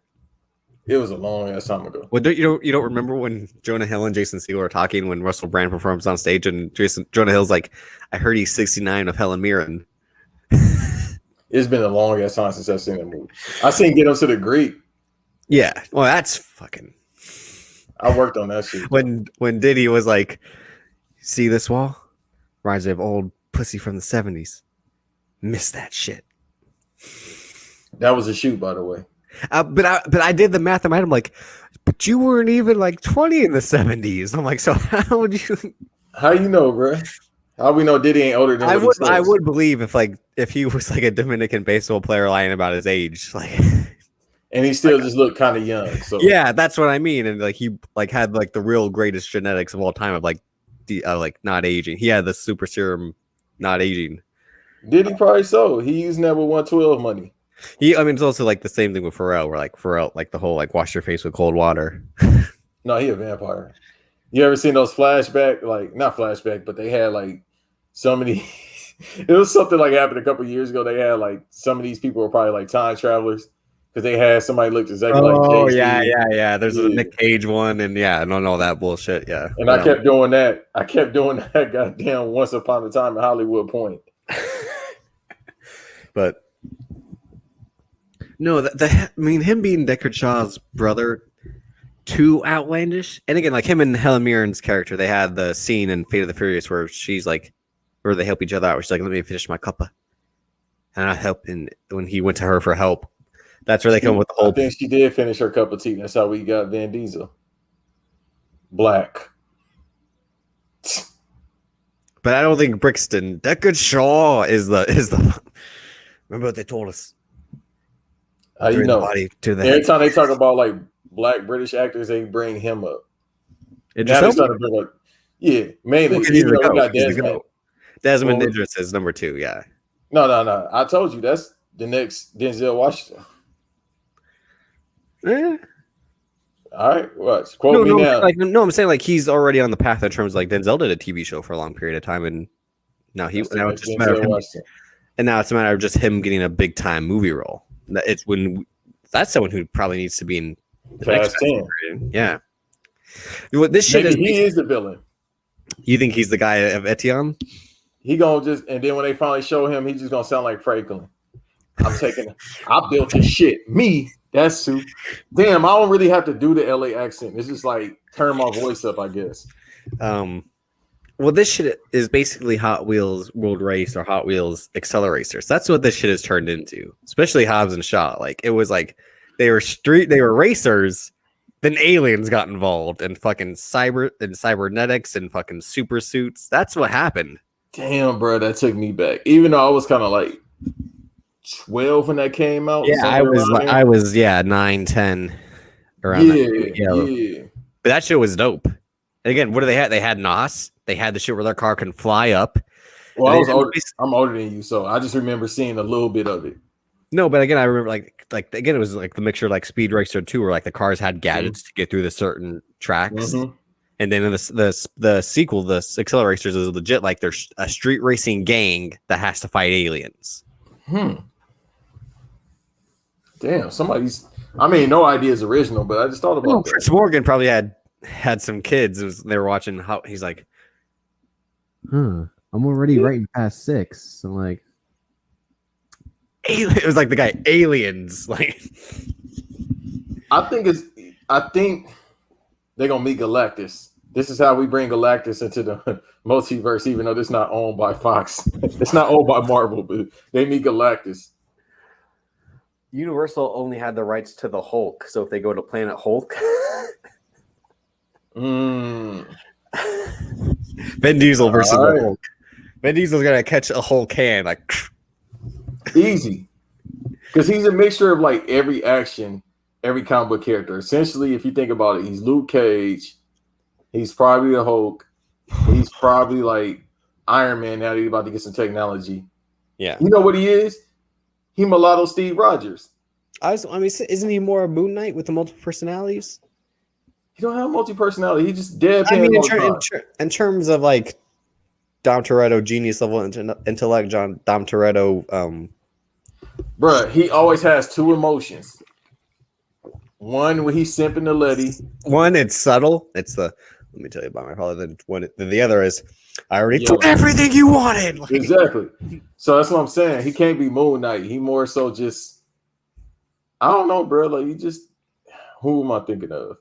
I mean, there's that great scene where he's like, Brian, move. Put the gun down, Dom. Put the gun down. Like, he's like, you are the cops. You're a cop. When we do our upset about that reveal. When we do our commentary, oh god, that's gonna be. He's like, Brian, I gotta get to Jesse before they do. I'm all the kids got. I gotta run it back, bro. I don't remember too many lines. He legit says, "You are the cops. You're a cop." He was upset because he brought him in the crib, and Mia comes out. She's like, "Dom, stop!" He's like, "Get back in the house!" Like, oh, okay, like, get back in the kitchen. It's just like, well, this is a hard left turn, like because it's like, bro, I brought you to my crib. You saved my life. You've been fucking my sister. Yeah, that's why he was more mad than anything. Well, don't forget, you break her heart, I'll break your neck. That's true. Nobody likes tuna that much, which is real. That is true. Yeah, we talked about that before we started recording. Too, but also, I mean, probably the greatest line. Once you go to Fat Burger, you can get a burger and fries for $4.99 or $2.99. He's like, I like the tuna. He's like, bullshit, asshole. No one likes the tuna here. You didn't finish it though. What? Oh, when he calls him the other F word? Yeah. Yeah. I'm like, bro. The thing is, they haven't edited that out anywhere. That's the funniest thing about. I thought they would edit that out like a HBO Max or something. No, that's just no. Of course not. Come on. You know what era we in? I thought they would edit it out. And that's like a real like, oh shit, like. Yeah, you can say that in movies. No, I mean like no, in terms of like Vince, like this is not a good guy, like, like we are not. But he was hating. Like we are not supposed to like Vince, and that's also we are when he's like, there was a time when I didn't know you, Vince. That was in the third grade. Do you think so? Time travel, they're going to bring Vince back? They're going to finally bring back Leon, the guy who was only in the Fast and the Furious and then never seen again? They got to bring back everybody. Everybody. Yeah, Don Omar and the other guy. Paul Walker can't drive the Santa Clarita. Don't forget, we got Cardi B's going to be in this movie. Damn, I forgot about that. Yeah, she's supposed to be like in the Amazon scene, right? I think she'll be in the scene when the magnets are in play and the giant 18-wheeler like flips up, like the Dark Knight. I think she'll be in that scene. Francis Ngannou, the UFC heavyweight champion, he's the guy who Han puts the bomb on and then pulls a parachute and explodes. That's who he plays. I kept looking. I was like, "Yo, is that Francis?" Mm-hmm. Because again, like Vin Diesel has to put these tough guys in. Because again, I said this yesterday. Now we'll get into like the Vin Diesel Dom Shrine part. But like Vin Diesel is Mark Calloway. He's a guy who's played one character for so long he can't live any other life. Bro, you gotta think about it, and I understand. I mean, even though you know what Mega No, because it's an iconic character, but he's living the gimmick again. Like Vin Diesel, like he can do I Am Groot for a bag in a studio for 2 minutes, and then leave. And then he can try to do these fucking Chronicle and Riddick movies like 4 different times because another one's apparently being made. Yeah, needed. And he hasn't done. I mean, he can do all his like weird fantasy shit, like The Last Witch Hunter and then Bloodshot. He did. I still got to see that. The Last Witch Hunter is essentially Witcher. You know that, right? Yeah. Well, and you know who directed it? No, Michael Eisner's son. Oh, okay. Yeah. No. So if you played The Witcher, his son's an actual director, Brock Eisner. He directed Sahara with Matthew McConaughey and directed one other movie. I've seen that movie. I've seen that movie multiple times. My mom loved that movie. My mom always loved movies with like treasure hunting or like that had like traces to history and shit like that, like National Treasure and stuff like. I mean, I get it because it's kind of cool when you can like find a way to tie stuff like that in. Yeah. But yeah, so he says he was at his Dom shrine, and then like Paul Walker spoke to him, obviously through the heavens, and then said, "You want me to quote Randy Organ? Don't say it. Eddie's not down. Don't say it. Don't say you son of a bitch. Don't you ever say that. I will stop talking to you right now. I don't know why I want the banner to just scroll when Dom Shrine. But he said that Paul Walker said to go out and get John Cena, essentially. Basically, the studio said, Vin, Scott Eastwood's not coming back. We need another white guy.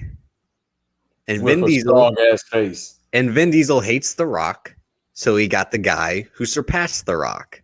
I mean, not The Rock, Dwayne Johnson. Because again, Vin Diesel has no idea who The Rock is. He only knows Dwayne Johnson. Right. So he's like, who does Dwayne Johnson? He types into Google Dwayne Johnson, and John Cena pops up. He's like, oh, they know each other. And then he started watching the shoot interview, or not the shoot interviews, but the whole back and forth about going to Hollywood thing. Yeah. He saw that, oh, this guy's an actor. Like, so this works. Like, this guy, he can do this shit. You think it's that easy? It probably is right now at this point in his career to book John Cena. Oh, yeah. Yeah, just because he just started. It won't be easy anymore. No, I think in another 2 years. Well, no, after this movie, it won't be. After this movie, not after this and Suicide Squad in the same year.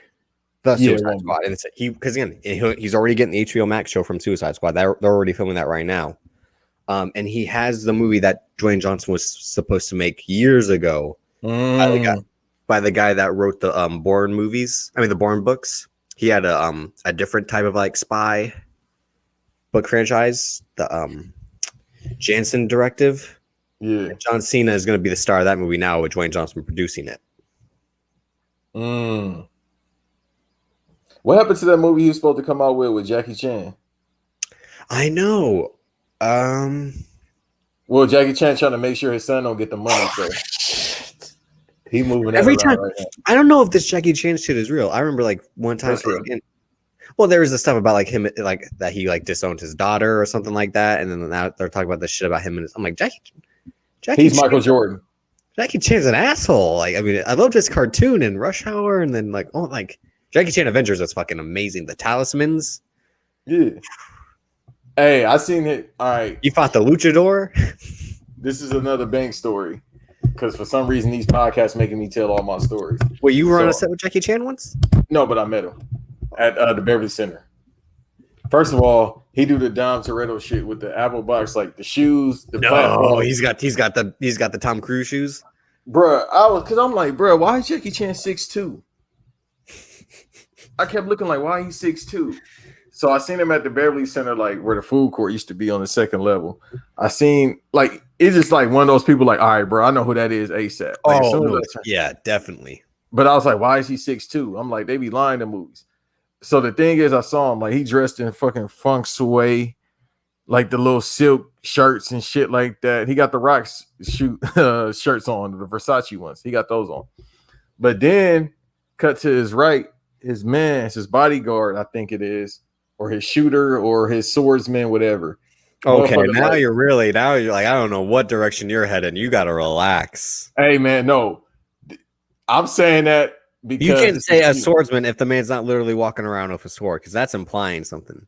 No, it's this man's a killer. That's what I'm implying, because he looked like a killer. Because I want to say something to Jackie Chan, like show respect, show love, but I see his bodyguard, fucking tall ass hair, like old New Japan style wrestling, where the workers had that tall ass hair. He had that shit, and he just looked like he looked like Shao Kahn. He looks just like Shao Kahn in Mortal Kombat, bro. I'm like, I'm good. Like, it's just some people that give out that energy. Like, you shouldn't say anything.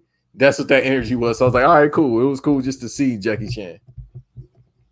I'm looking up this movie right now. It was originally called Project X Traction.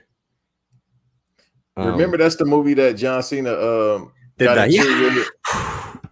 No, the movie where some dude was like following him, filming him, and he was being polite. He was like, "I would have took a picture with you, but you keep following me. That's impolite." Like the dude kept on just messing with him. They're all like, how much taller is Jackie Chan? He was John Cena height with them shoes on. I mean, the shoes, they look like high-end sneakers. They don't look like They got heels on them. So you can see they're kind of like they have lifts in a way. There's But the ones he had was tall. wow, this movie is directed by Scott Waugh. Wow. But the shoes he had on made him taller, bro. The shoes made him look like 6'1". It's now been renamed to Snafu. Two ex-special forces soldiers must escort a group of civilians along Baghdad's highway of death to the safety of the green zone. Oh my! How many times has this movie been made in a way about fucking? It don't matter. The Asian movies they made that way. It's kind of like the same concept. It's something with heist, but trust me, it's not about the story. It's about the action. Like No, I mean, there was that man. The Matt Damon movie Green Zone, which is essentially about like I'm saying, like, why are we still making movies about like Baghdad in the Middle East still? Like, because we got 5 months left until Joe Biden takes all the troops out, so you got to get all the material out. Yeah, there's no release date left. No release date for this. It just says 2021. It will probably be bumped until next year, I would assume. But I think it's probably already filmed, ready to go. They just want to release it globally. It's been done for like 2 years, bro. Yeah. It's gonna be DVD release, bro. It's gonna be straight to Redbox. Yeah, I mean, if it was like, if you could rent it right now, I'd watch it. Shit, we would do an episode about it. Yeah. No, that's not gonna be no major movie release. Trust me. Oh no, I know that. I'm just saying, like, I'm just shocked, like they haven't released it in China and then did like a brief VOD run here. But you know what they're probably waiting for now?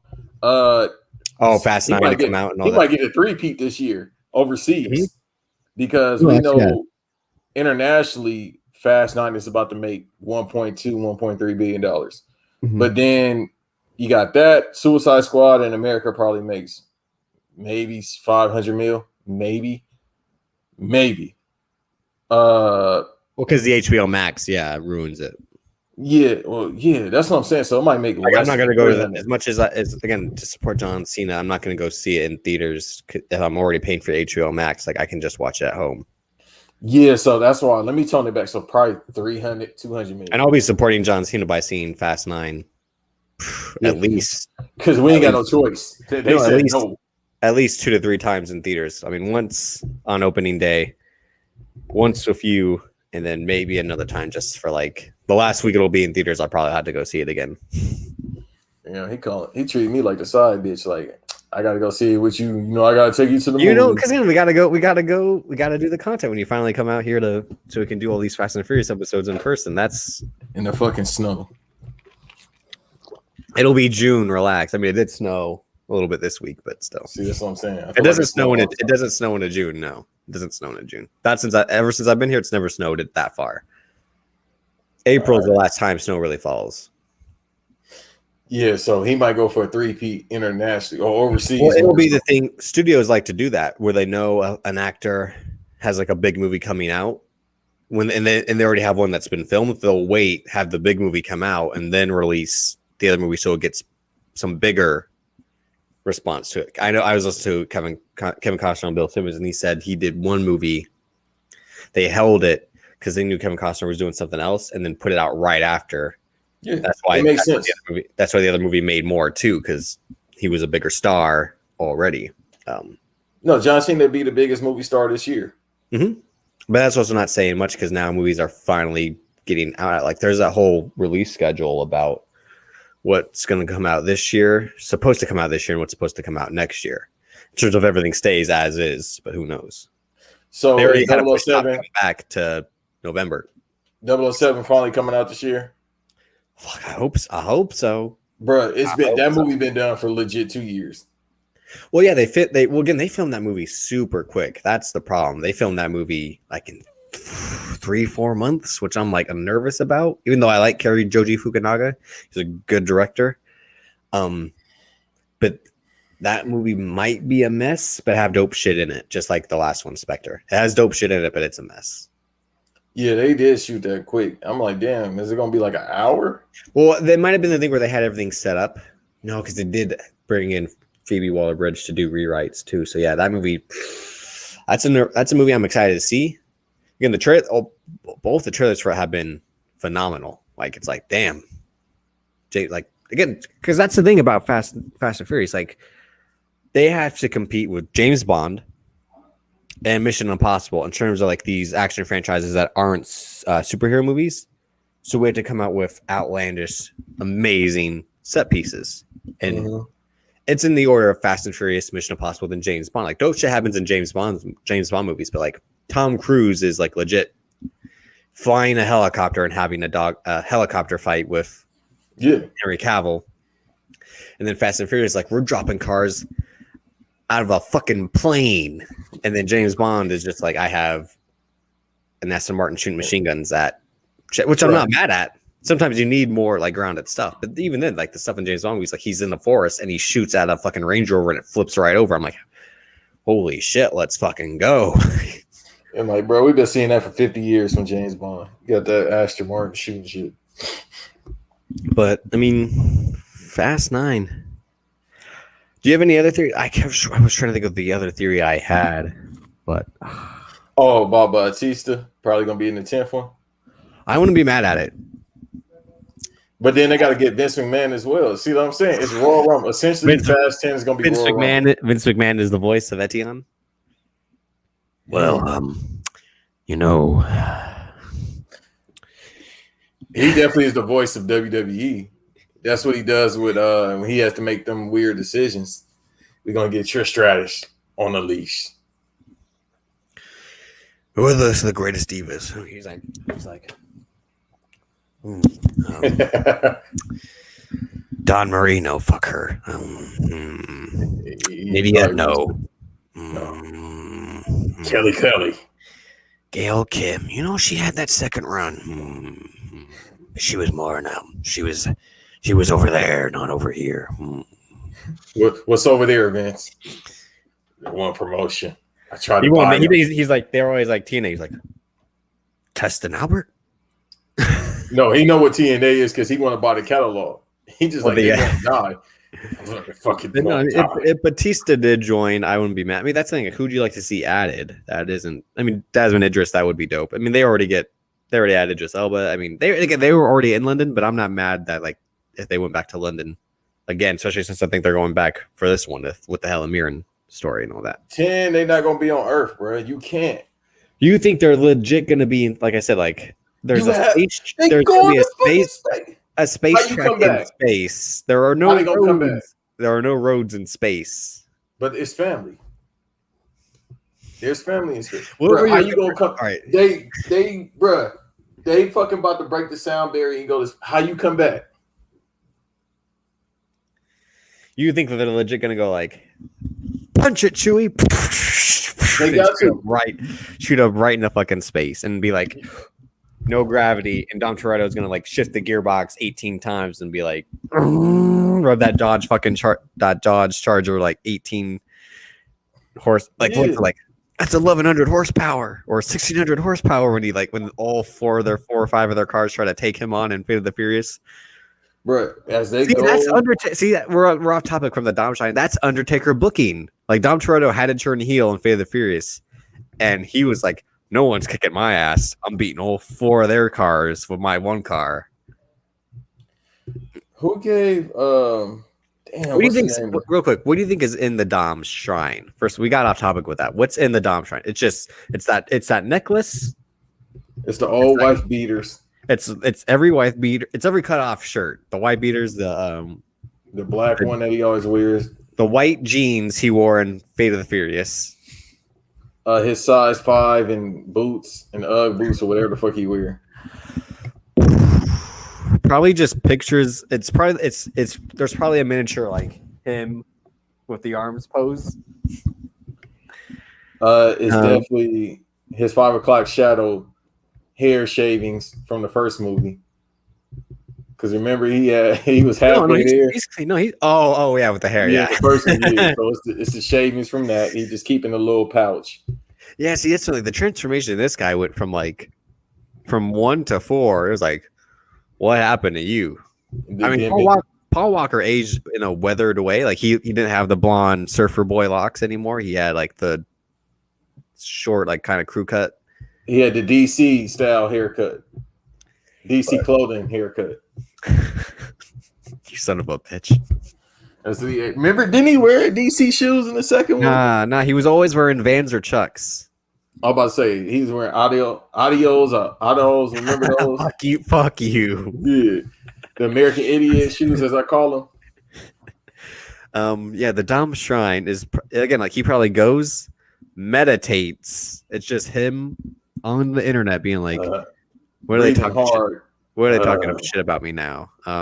He's like, "Bro, nobody says nothing bad about Van." No, yes they do. Because remember, there's that picture of him with the gut. He's like, "It's a bad picture." That's his fault. You should have stayed in shape. Well, that's it. He's the guy who's like, he always, again, like when Triple X Return of Xander Cage came out, he made sure to post a lot of pictures of him like with his weird body where like he definitely got like the Katie Forbes stomach surgery. Yeah. He went back to Miami real quick. That's what he probably got. He probably got the fat and some type of jar in the Dom Shrine. Definitely. Well, I mean, it went from his gut to his neck. Because he got old. I mean, be proud of your gut, bro. I got a gut. Be proud, fucking Dom Toretto. Fat man in the building, bro. Work out more. You think Scott Steiner shows up? He's fat. I'll make him bleed. No, you won't, because I got family. I won't bleed. Rick Steiner shows up. I got family too.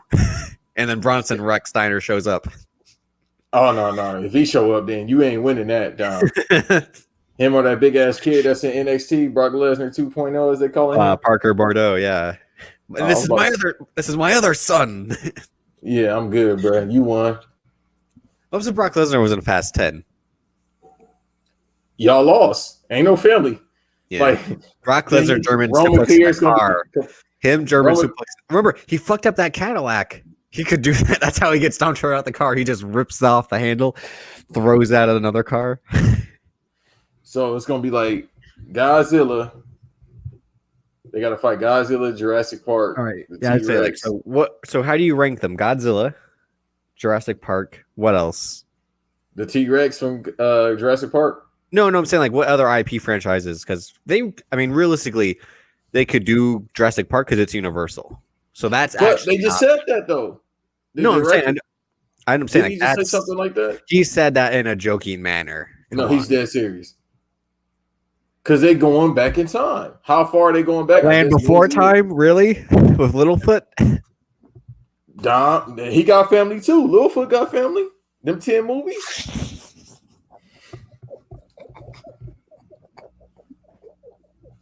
Wasn't it Spike, the one who's like all the leaves and shit? Like the one that got teeth like Kevin Dunn? Yeah. Oh my god. So he Tyrese and Tyrese and that little. I got one. You probably remember little yellow one are gonna like yell at each other like.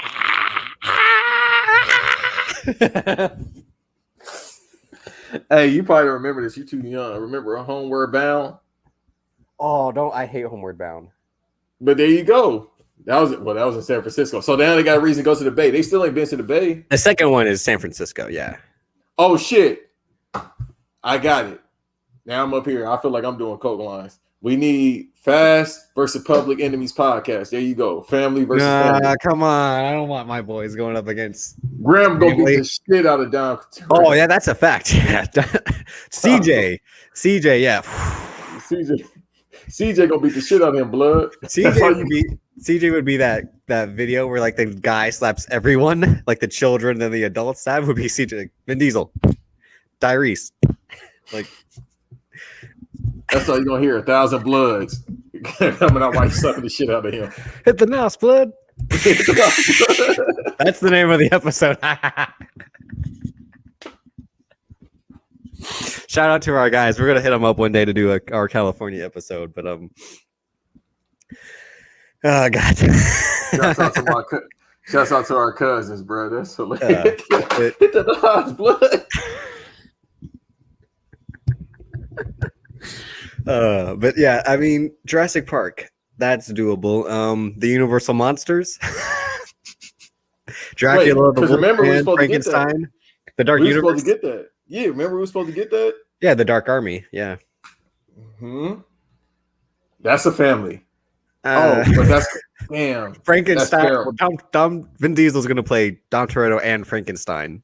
The motherfuckers sound like Frankenstein, so that works. That's what I mean.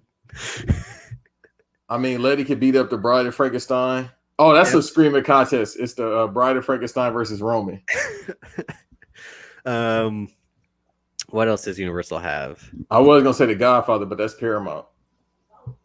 Yeah. Oh shit, Happy Gilmore 2 No, takes because place because Fast 10. Productions went somewhere else, so they probably don't own the IP anymore. Bruh. Oh no, he really a legend. If he got a deal with Universal, nobody gets out of a deal with Universal. No. He has a who? Adam Sandler? Yeah, He has a Netflix deal, but I think he owns his IP with Happy Madison. I know, but still, he got out of it because remember that was distributed through Universal and Happy Madison. All his stuff was through Universal, yeah. And he got out of a Universal deal until and then that Netflix cut the check, and then everything. Nobody gets out of a Universal. Nobody gets out of a Universal deal. Not even Drake. Well, I mean, don't forget, like Tom Cruise and Paramount split up, but then they still picked up every Tom Cruise movie since then. Yeah, but Universal. I'm thinking more so Universal owns all these record labels as well. Well, you're thinking of Universal Music more than anything, yeah. That's what I'm saying. Like Drake can't even get out his Universal deal, even if he wanted to. So Adam Sandler got out of his. I can't think of any IP that's doable. I mean, all the outlandish ones like Godzilla, where he's riding the Dodge Charger right up Godzilla's back, like it's a fucking mountain. He gonna fly into a different universe doing that. I mean, Transformers would make sense. That's Paramount. Wait, no. Yeah. Oh yeah, it is Paramount. Because that's DreamWorks and all that. Yeah. I mean, the only thing is you can make him like Dom or Kaijin, just make him tall. It's like the Power Rangers. Make him a goddamn Megazoid. Yeah. And fight. That's what I mean, like Voltron, Ultraman, yeah. But that even though it's Japanese, Ultraman, just make Dom like Ultraman. I mean, if it takes place in Tokyo, yeah. You see how that set looked too in Tokyo? I was like, bro, where they shoot this shit? They legit shot that on a soundstage. Because again, the only scenes it looked like somebody's backyard, bro. The only scenes are taking place in that apartment fight scene, and then on that street where Han with a fucking sniper rifle. Like, holy shit! But did they shoot that at a soundstage from 1920? That shit looked little. It looked like a legit set piece, which is hilarious. Like they couldn't even hide it. No, like legit, they probably made it's probably a soundstage to hide Sun King being on set. Like they didn't shoot that on set. They want again because that was the whole reveal of that first trailer, and everyone's like, "Han's back," and everyone got pissed. But like it fucking exploded. It's a movie. No, like I said yesterday, like if you don't show the dead body, you have to believe the person's alive. Like they have a funeral, but they keep bringing him back. Han? Yeah. Well, like I said earlier in the episode, like they only bring him back because it didn't happen in the timeline yet. The death happens after the first 6 movies. So Fast and Furious Tokyo Drift takes place in an alternate universe. No, I believe that. No, that's in an actual timeline because it connects to Deckard Shaw showing up in the next one. Hobbs and Shaw really takes place in a different timeline because they don't acknowledge Owen Shaw at all. It's about Hattie Shaw exists. That's what I'm saying. Like, and again, the whole like Etienne, and then the Samoan heritage of Luke Hobbs just coming full circle to like the extent. I don't really want to cut up Hobbs and Shaw right now because we'll do an episode about that. Like something like that. Like I was watching it and I was just like, this man really took Fast and Furious and used it for his own device, like to put himself over even more.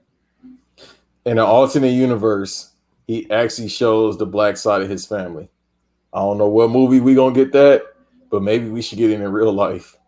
Like, all right, so Luke Hobbs in Fast Five, like I said, is like this supposed to be like Southern, lawman. Again, the part was originally Tommy Lee Jones, but no one would believe Tommy Lee Jones could fight Vin Diesel because one punch from Vin Diesel and Tommy Lee Jones would have been dead. No, that's a lie. I mean, I do like Tommy. You think Tommy Lee Jones could take Vin Diesel? He cleaning his nose, bro. He wiping his nose, bro. You see that man always look pissed. That is true. I mean, as much as I love Tommy Lee Jones, but again, like in a fight, it wouldn't be believable. That would be the most outrageous thing in the history of this franchise. If Tommy Lee Jones was just like, "Is that all you got, bro?" Tommy Lee Jones is beating the fuck out of Vin Diesel in a shoe fight, bro. He beating the shit out of him. And don't forget, in Fast Five, they have that. That's probably the most split decision fight in history is Luke Hobbs versus Dom Toretto in the warehouse. No, but he was about to get him right, and then stop. That's why it's a split decision because like if he had hit him with the wrench, it would have been over. Like, man, beat the fuck out of him, man. He does like a Superman spear through the fucking out of the like office. He just did it. Yeah, in the Fast 9 trailer. So again, with these long sleeve Dr. Dre shirts that he always wears, the tightest jeans and Timbs, Dom Toretto is just running through the roofs of the ends, So that's what I'm saying. How is he able to keep up with his cardio with John Cena, bro? Swinging like Spider-Man. It's probably all the Corona. And I don't mean the disease. I'm talking about the beer. But what if the Corona he got, the actual disease, gave him superpowers? See? This happened before Corona took place. How we know? Alternate universe. Stop. Now you're really taking it. Now you're really just being outrageous for outrageous sakes. They got to save us from the Corona. Family got to save us from the coronavirus. But no, I mean, again, I don't know if it's as much as super suit because they really. It's not on full display, but the suit that John Cena wears, it's basically like a NASCAR suit. How we know? The shit that Decker Shaw had, he had a tight ass little Wolverine outfit on. What do you mean? Oh no, you mean Brixton? Shaw, my fault. Yeah, Brixton. Oh, he yeah. had the Wolverine outfit he on. legit had the X-Men black leather suits. Yeah. Hey, he was getting a real Tiger Blood. He's getting the real injections. Remember, he putting that shit in the back of his neck. Yeah, he had the robotic spine. No, that's them steroids. He had the Rock steroids. That's how the Rock get his injections straight through the neck. Don't forget, he saw the punches coming. And he was like calculating. Like he had what's the shit on Dragon Ball Z? The Scouter. Yeah, he had that in his head. I need that, bro. I need them type of steroids. Yeah, so you need that for like when you're searching, like. Yeah, that. No, I don't need that. If I'm working out, taking that shit, bro, it's over. But yeah, no. That's the John Cena stuff. Really, again, because and he's teaming up with Cypher, Charlize Theron. That's the other thing. She's back. I'm not mad at that at all. Damn Dennis the Menace bowl cut. The haircuts in both movies she's had are outrageous. She had like the blonde white girl dreads, and then now she has this fucking Minkus haircut from Boy Meets World, where it's she got the I got a half black sun haircut.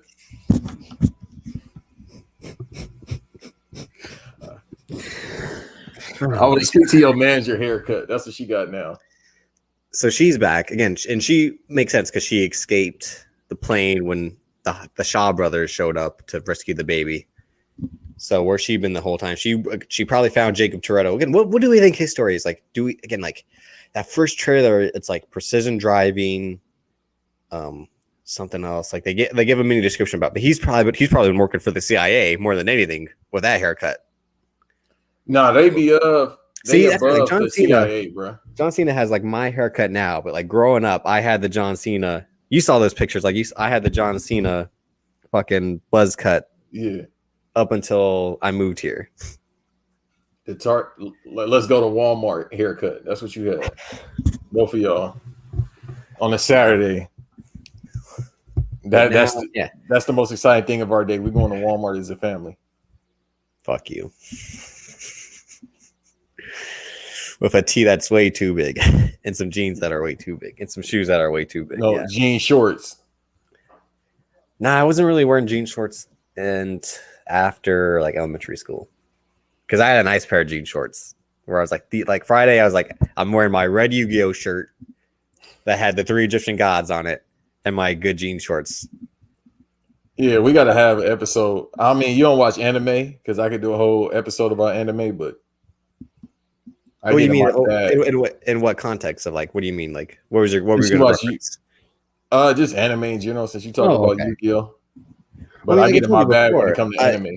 I mean, I told you before. I only really watched Yu-Gi-Oh, Digimon, the Dark Tournament Saga of Yu Yu Hakusho, and then the Majin Buu Saga of Dragon Ball Z. Even though I did see Dragon Ball Z sporadically prior, but the era I really remember in terms of like the episodes in like sequential order was Majin Buu Saga.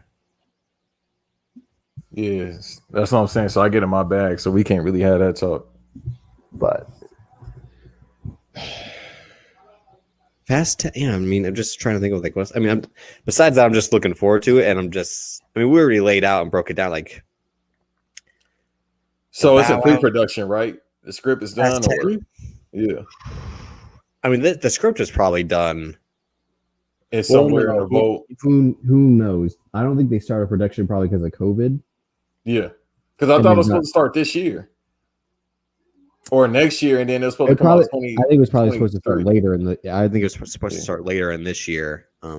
Again, with Dwayne Johnson's schedule and now John Cena's schedule, because again, like I tweeted when that first trailer came out, John Cena will be a good guy in the next Fast and Furious movie. Just like Network, Jason Concepcion had tweeted that Jason Statham would have been like when Furious 7 dropped, he's like, I think Jason Statham is going to be a good guy in the next Fast and Furious movie, then let alone him and Dwayne Johnson teamed up in that amazing prison sequence and then teamed up right after for Hobbs and Shaw. So I still remember that goddamn post, man, from The Rock. That shoot post. Remember he's talking about some professionals? Yeah, that's it, bro. Come on, man. You 6'4", 6'5", 270. If you don't slap the hell out of somebody, all that. Hey, swole. He Eric Bledsoe, swole for no reason. That's amazing. Who do you think would win? Between Eric Bledsoe and The Rock? Yeah. I'm not going to keep playing with The Rock like you doing, bro. I'm leaving that alone. I'm just going to say this. His wife got swole later in life. Who? The Rock's wife. Ex-wife. His ex-wife? No, she was swole when they met. He said like she was a bodybuilder. That's probably why he was attracted to her. That's nasty. I don't want no female swole cut like me. You know damn well they met at a gym. I don't know where they met at. A gym in Miami. Shouts out to him. I don't know. Yeah. But yeah, I'm not gonna keep playing with The Rock like you doing, bro. That's on you, bro. Fuck him. He's not The Rock. He's Dwayne Johnson. Again, I love The Rock. Hey, when he put you to sleep with one finger poke of doom, don't say you will. You ain't he's gonna be like, ah. Right. That other hand gonna come around and swing on you, bro. Get up, Davis. Get up, Davis. Throw the towel. Throw the goddamn towel. Had 3 matches and fucking tore everything in 2 of them. Bro, he in his mid-40s when he did those matches. He was in his mid-40s. Yeah, and he was on the cycle, as I said. But anyway. I'm about to get on the cycle. Fuck what you talking about. Y'all gonna see me in 2 months up here like, yeah. I mean, you were saying Edge was on the cycle. I don't believe that. No, he is on that shit. Nah. He's on the Just for Men. He's not on the cycle. His hair was looking weird. Bro, this man out here eat one damn chicken breast, some goddamn sprouts, and some rice from a microwave dinner, he said, for his workout. All right, not his workout, just for his meal prep. I ain't seen Edge lift a weight ever, and definitely not Christian. Eat a steak, go to the gym, stick man. See, you're talking about your goat right there. I know, but I'm saying he's skinny, but at least he better. He better than Edge. Like, bro, Edge out here gained weight in like 2 weeks, bro. He was not that whatever. It ain't even swole. He didn't have that much weight 2 weeks ago prior to WrestleMania. He did not look that big. Pause. I don't know. He came out with like a little 2.5 pack. Come on, bro. back don't all forget- like don't this. forget, like his the way he looked. He's in like the Brood and then Edge and Christian. He looked like how they He looked like a GameStop employee. Well, no, he looked skinny, but like a guy who was like the in shape skinny. And then 04, 05, he's on some shit because his shoulders are like up to here. Mm-hmm. And his body and arms are just like wider. Then all of a sudden, like everyone gets arrested at that place in Florida. Him, Randy Orton, Matt Hardy, Rey Mysterio. Everybody was getting the gimmick. Yeah, they all went to the same fucking place like some idiots. And then Like, they bro, had you ain't got no plug nowhere else. Like, I can't no, go it was probably the thing where like, hey, where do you get your shit? This guy, he's the best, right? Yeah. Then they all get arrested and all. I mean, not arrested. I mean, it comes out that they're all taking the shit from this place. And then 2 years later, they all have to get off. That's why, like, he looks different. Everyone looks like Randy Orton looks different way after. They all look different way after. Cut in a motherfucker, but swole. No, they just look not lean in a different way. They don't look like, again, like the water weight, like you always say. They don't have that, like, shit's more defined because they're not taking the stuff they're taking. The stuff they're taking is different, but no, the be cut and swole, unless you Bobby Lashley, you on the gimmick. But again, I wouldn't be. I mean, I still think guys taken now and they give them passes. Like, they definitely hide some shit. Of course, you just take it in increments. That's what you do now. You're not like in the 80s when motherfuckers like, all right, let me eat a steak and some eggs and then take a steroid. That's why they fucking hearts was exploding. Eating goddamn like a pound of steak a day, some eggs, your cholesterol level high, then you take a steroids, my guy, you're done. But then MAGA Taker said he want the old days back. All right, bet. Yeah, no, we're not even giving it. And if It ain't anyone, but five workers that's actually working at WWE. You want all of them dead? No. Shouts out to the Miz. He lost weight. Oh, you saw that post? Yeah, I think it's Photoshop still. Yeah, it is, because he was That's not my looking guy, like that. but He was not looking like that at WrestleMania. He looked the exact same as he did. That's what I said. I'm like, all right, Miz is my guy, but I'm like, all right, cut the shit, bro. Anyway, any last Fast 9 thoughts? I'm just again, June can't get here fast enough is the thing. Ironically, no, not pun intended. Insert Joker meme next to Davis right now. No, that's I'm I mean, what other kind of breakdowns did you want to get? I mean, you already kind of had like time travel, alternate universe, because we already in fully in space, not just like flying shit. Like they're actually going to be in space, like on just a space station. As we know, just two people right now. Again, John Cena will be a good guy. They'll all team up. The Rock, Hobbs Shaw, and then we'll come back.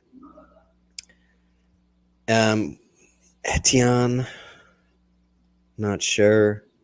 They did make a thing to. They did point out that like they were trying to make sure that Jordana Brewster, Michelle Rodriguez, and that Natalie Emanuel were going to be more prominent in this. The female stars, because there's been like Michelle Rodriguez had a lot of complaints about how they were not treated, but like showcased in prior ones. Mm-hmm. Remember she had that statement where she said like we don't get as much time. Basically, what led to like the women's revolution in wrestling. It was something similar to that. I think Justin is addressing that with this, because you see like Mia and Lady have that fight scene with some mystery woman who looks like to be helping them, who's probably going to be in the crew now. And then, I mean, Cardi B, that's just a blatant celebrity cameo, like with Iggy Azalea, Rita Ora. But I think she's supposed to have like not a prominent role, but I think she's gonna have like a scene or two, right? It'll be like how Rita Ora and Iggy Azalea and them were, and yeah, it'll be a quick scene. But I think Cardi B will probably be a scene where she kicks ass. Yeah. Shouts out to the casting director that keeps casting these women. Don't forget they had Gina Carano in Fast 6. Yes. Never mind. Don't shout out him. That Ronda Rousey in Furious 7. Oh, the African Queen. That just came and went, didn't it? Yeah, but it's there. You're the only one holding on to that still. No, Josh is. And then Fate of the Furious, there wasn't really. I mean, them getting Helen Mirren was pretty big, but like Helen Mirren didn't get to like shoot or kill anybody. And Charlize Theron was the villain too, so that was the thing. And she had that whole scene where they broke into the base and all that, and kissed Vin Diesel. He said, "What was that for? Was that for you or for them?" So I can get another black child.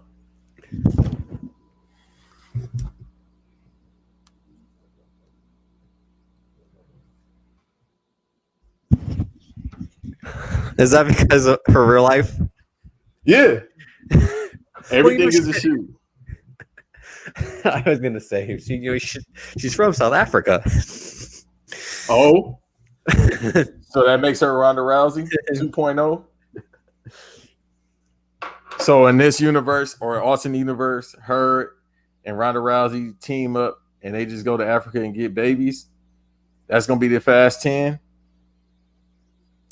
They just got the little African babies up here putting knives. Okay, Dr. Umar, you gotta stop. Driving the cars with the knives.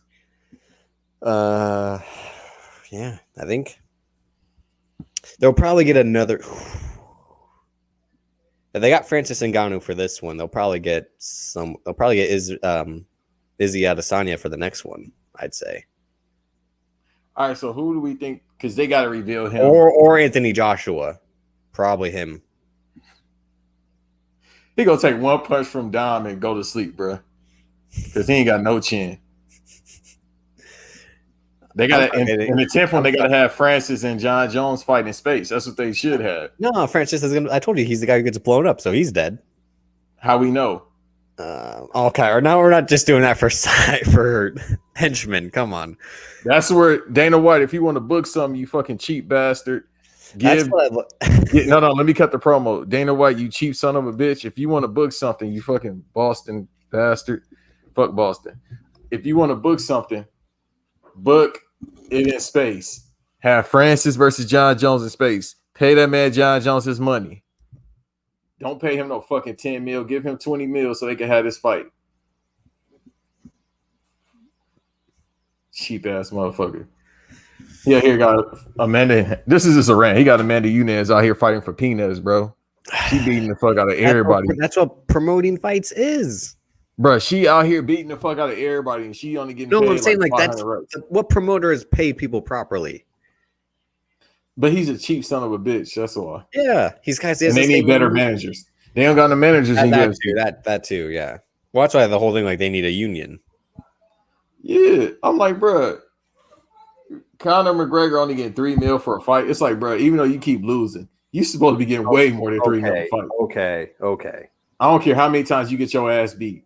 I'm not gonna get beat for $3 million just to go drink my own whiskey or whatever the fuck he made. Proper 12. Whiskey. That's why you keep getting your ass beat. You drinking that bullshit. That was Mans was an alcoholic. Sadly, my ancestors got a lot. I had some battle with Yeah, they can't put the liquor down. They can't put the bottle down. Yeah, they can't put that down. They can't stop cussing out their girls. Your eyes. Only Sheamus. He's the only one who somehow can put the bottle down. How we know? Well, he putting down a bottle, picking up steroids. Fuck Sheamus. Yeah, exactly. Because don't forget, remember they said like the reports were that his career was almost going to end a couple years ago. They said like his back was too fucked up or something like that. Yeah, from using all that bullshit. Yeah, he's like the only guy who stayed like in the exact same shape, but like kind of got a little bit like, yeah, he's the only guy whose body like hasn't transformed in a negative way or a super positive way. And he old too, bro. Like, come on, man. And they all work at the Hard Knocks gym. Him and John Cena and all them in Florida. I don't know about that. Or no, it's not. It's not hard. It's something. It's where John Cena's like best friend, the gym he opened up down there. Oh, where he got people fucking squatting like 500 pounds and shit. Yeah. Where they all post like the same videos with like the spray painted door that says the Notre Dame play like a champion today. Yeah, you got me fucked up. Ain't no way I'm up here deadlifting no 300 pounds, bro. Real quick, because I think we're done Fast 9 now. But do you want to tell those VHS story about Juventud Guerrera and soap operas? Oh yeah, so my grandmother who I used to stay with a lot, like on the weekends mainly. But I lived with her for a short period of time as well, on and off the past couple of years. Well, not recently, but like when I was younger.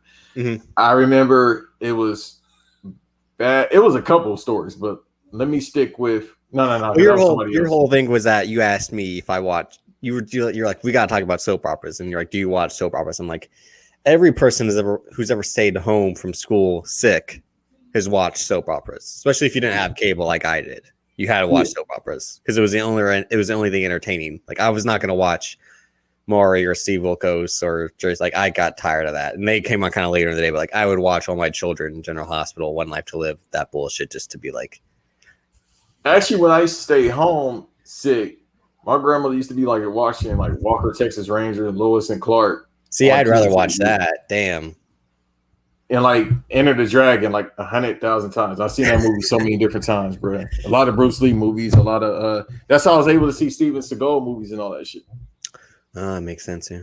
Yeah, just because I would stay home and they'll be on TNT early in the day because the kids is at school, so yeah. But she would tape them, is what you're saying. Like she would tape. No, she would tape her soap operas, General Hospital, One Life to Live, all My Children, all that shit on ABC. So I remember, and I'll cut to the one I was going to talk about with Bash at the Beach, with Dennis Rodman and them. That was a different person though, but probably a peak like I said this to you, like John Cena being in Fast 9 is like the dream scenario I could have come up with as a 10, 11-year-old from basically the first time I saw the Fast and the Furious, which I think it was the last day of 5th or 4th grade. I went home and my mom had it right when they had the street racing scene. Mm-hmm. I think it might have been right after the woman put Ja Rule's hand in her shirt. Yeah, no, consensually. She did that. No, I'm saying no. I said she put his hand, and then she was like, "If you win, you get this." And then I was like, and that's why his life flashed before his eyes when he lost that. He wasn't going to be attached to other titties. And then probably you didn't win, and then the guy goes, "Ooh," like, yeah, that's when it was cool for them to say it. I guess I don't know. They still say it, but what do you mean? What do you mean? What do you mean by that? What do you mean by that? I mean, ask Antonio. I don't know if he say it, but you sound like Kyrie Irving right now. Like, hey, I'm telling you, I ain't fucking with you here. The lads in LA be saying nigga all the time, bro. They ain't said it to me, but they say it a lot. The Asians as well. They ain't say it to me, but they say it a lot. Shouts out to Diamond Bar. So like I said, so John Cena being in Fast and the Furious is like 10, 11-year-old Davis, like a dream scenario to come up with. So like you being wrestling fan, Chicago Bulls fan, Dennis Rodman fan as a whole, I would probably assume. I bet you like Dennis Rodman before he got to the Bulls, right? Yeah, I've been a Dennis Rodman fan my whole life. Yeah. So Dennis Rodman having a wrestling match, you were probably like, oh shit, like counting down the days. Yeah. Well, at the time, I was an NWO guy. I wasn't a Hulk Hogan. Yeah.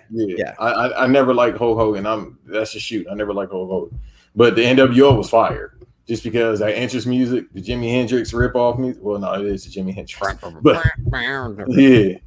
So I'm like, all right. So that was fire. In a new world order. Even though I will say, those promo videos they would do, like call the 800 or 900 number to get the merch.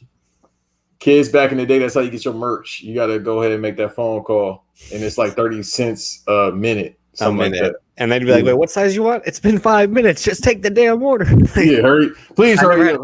I never had to deal with any of that. I would have I had to have WWE magazines and like see this, like they put like in the middle like order from WWE shop, like the t-shirts. I'd be like, "Oh, I want the John Cena one," but like I never asked my dad like, "Hey, can you order this one for me?" No, my first wrestling shirts I got from Hot Topic at Universal Studios in 06 when I was working up there. They had them at Hot Topic. I got the picture with redacted Jericho as well. I think I still got it somewhere. If I got it, I'm gonna post it. But it was like me and Chris Jericho on the photo, and I had the hustle, loyalty, respect. Wait, you took a picture of him? Promise to God, I got a picture because I snuck it to the Teen Choice Awards or whatever they had. Nickelodeon. Oh my God.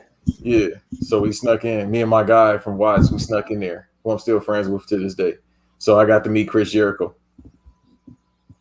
This is a year before he came back. Oh, so in 06? Yeah. That's Not when I when was he came working up back there. to save us from Randy Orton. No. This is 06 when I met him, and he still had the hair and all that. We was actually the same height, so that's funny. No, I believe that. Yeah, he's definitely someone who seems shorter. And that was when he was in the best shape of his life. And then, because again, that run in 07, like he came back like a whole different, and then went right back to looking like the old Chris Jericho months later. And Cocaine said, "Fuck cutting your hair. Fuck working out. Fuck cutting your hair." All right, so my grandmother used to tape her soap operas because she used to work at the Four Seasons Hotel in Beverly Hills. She used to work there. She worked in the laundry department. She used to work up there. So she would tape her soaps because, I mean, she going to work 4 a.m. and shit like that. And then it'd be like the weekends as well. I think they used to show One Life to Live and all that. I think it used to come on Saturdays as well, if I'm not mistaken. So, or certain days it would come on, certain times it would come on. So, you know what I mean? So the days that I didn't play sick, I would actually, let it rock. But this specific day, I remember, or it was a couple times, but I remember vividly this one specific day, I was just like, I think I was gonna go somewhere with my mom's in there, so I couldn't watch, or I just taped it. Actually, I just taped it. So it was WCW Nitro 96, 97, let's say somewhere around there. It was the Juice, Juventud Guerrera against I think it was Ray. It was somebody. He had it might have been Disco Inferno. I don't know. I'll look it up. But whoever, it was, the Juice was involved. So, and I said this ironically. I said, "Oh, you probably taped a Juventud Guerrera match," and you're like, "I did." Yeah, because I'm a Juventud guy. I know, that's why. But again, like I told you before, like I forget what context my dad said, like what we were talking about, and then he's like, "What do you think? I'm Juventud Guerrera?"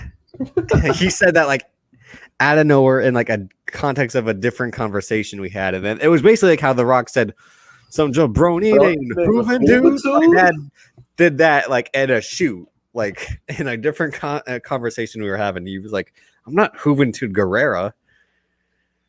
The Juice, bro. The Juice was cold. Hoovy.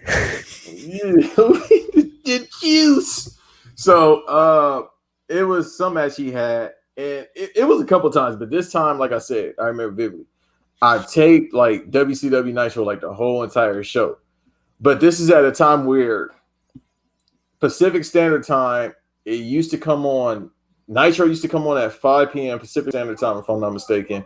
And then Raw would come on at 6 p.m. Yeah, Nitro was always an hour earlier, right? Yeah. So it used to be that whole, it's before it was 3 hours. It was always an hour earlier.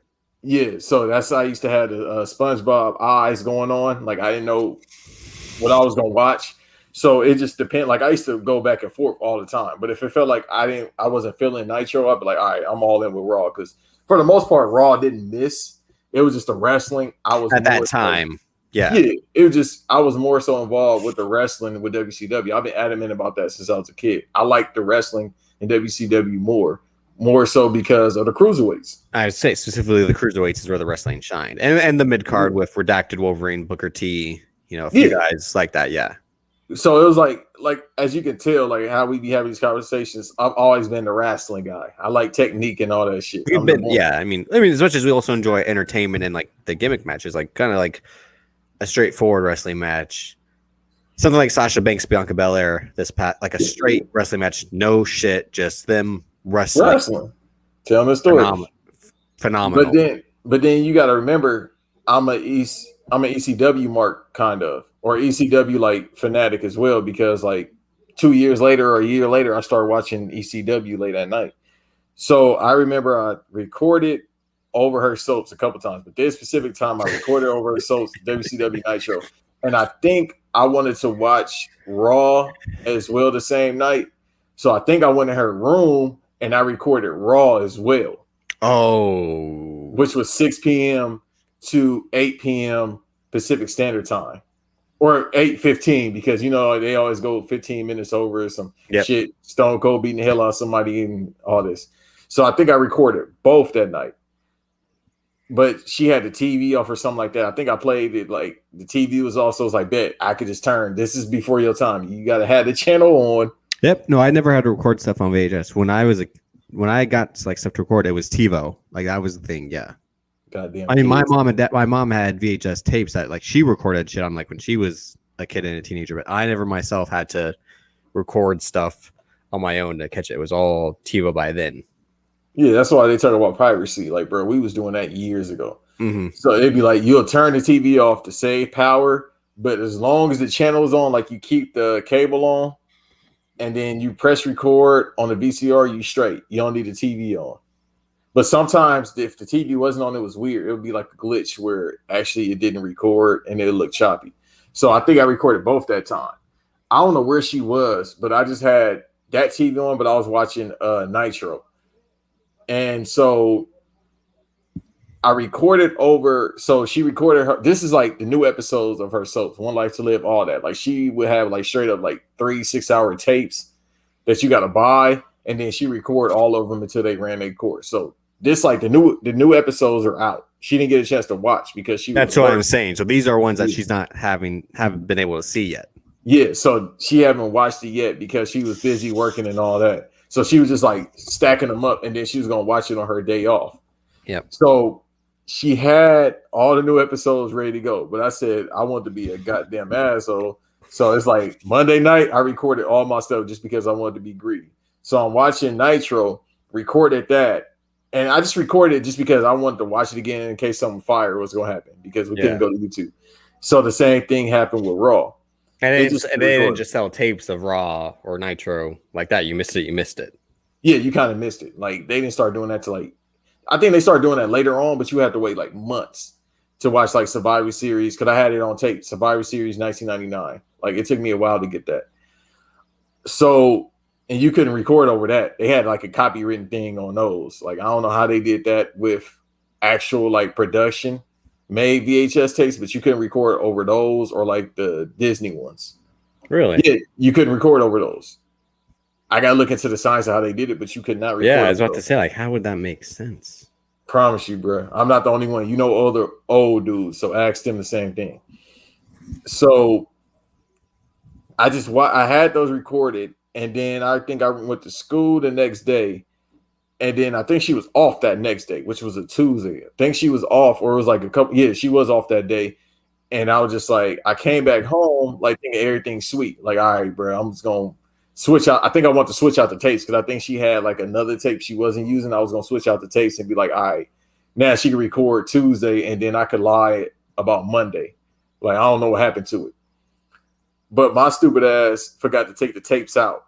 So the tapes is in there. I think she was off on Tuesday. She ran them back, and she was like, "You was watching it." Like with her, she would say my first name, and I knew some shit was going on. Off the back, like her. This for any listeners, like I know Banks' real name. Yeah, you and E. So y'all the only two that know. Well, math as well. Yeah, I mean, but so again, like. Again, anyone knows like if you get caught up by your first name or your full name, shit's gone wrong. Yeah, because her, even when I'm not in trouble, her and my mom, or my mom at least now, has a tendency to say my first name for no fucking reason. Like, bro, why? I know my goddamn name. I'm almost tempted to say it right here on air just to be an asshole. Don't say my corny ass first name. I hate my first name, but they say it, and I'm like, bro, well, I know my name. So I came back home around. You are an asshole to be like, I know what my name is, and it fucking sucks. That's why I don't like hearing it. So, and my last name is what everybody calls me. Banks is my actual last name. So I don't think if anyone thought Banks was your real name, they'd be like, "What's wrong with you?" No, that'd be weird. Like Banks. Yeah, Banks, that's what I'm saying. Yeah, this ain't the name. Like you can't have your last name. Well, as your first name. Well, no, because his name's it's something else. But Nene Hilario. Yeah. But he changed it to like just people just call me Nene. Well, I mean, he put it on the back of his he put it on the back of his jersey just like how Yao Ming put the Yao because you read it that way and if I'm not mistaken, yeah. But he preferred people just call him Nene.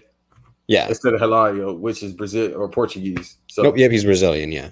Yeah. So she, as soon as I came through the door, came home, I was 10-minute walking distance from school, even though I would get picked up sometimes. So I went to 74th Street Elementary School. We stayed off Western and 73rd, which is in South Central. 5 minutes apart driving, 2 minutes apart driving. So I came home, came to the door. I was about to do my homework like I usually do, get on the sticks, because I get on Super Nintendo. Like I'm about to get on Super Metroid. I'm about to play Ultimate Mortal Kombat 3, whatever. Came home, and first thing I see in the door is her. And I'm like thinking like, damn, what's she mad about? Like I could tell she hot about something. She was like, yo, did you record? She didn't say yo, but did you record that goddamn rest? No, she said, yo, blank. Did you record? No, she said my first name first, and she said, did you record motherfucking rest? Because she was the master at cussing. She's the one that, my grandmother is the reason why I cuss a lot now. Like she introduced me to cussing. Like she would cuss out like grown men, like her boyfriend and shit, like he ain't shit. Like she was like, did you record over my motherfucking soap operas? And me, my stupid ass used to lie. Even on call. No, that made it even worse. I'm like, no. I ain't know. I was watching it, but I ain't know who to record and shit like that. So I was just trying to work her. First of all, I would be the same kind of lie. So my mom would ask me my brother's stuff, and I'd be like, no. And then my brother would be like, well, yeah, this happened. And then I'd be like,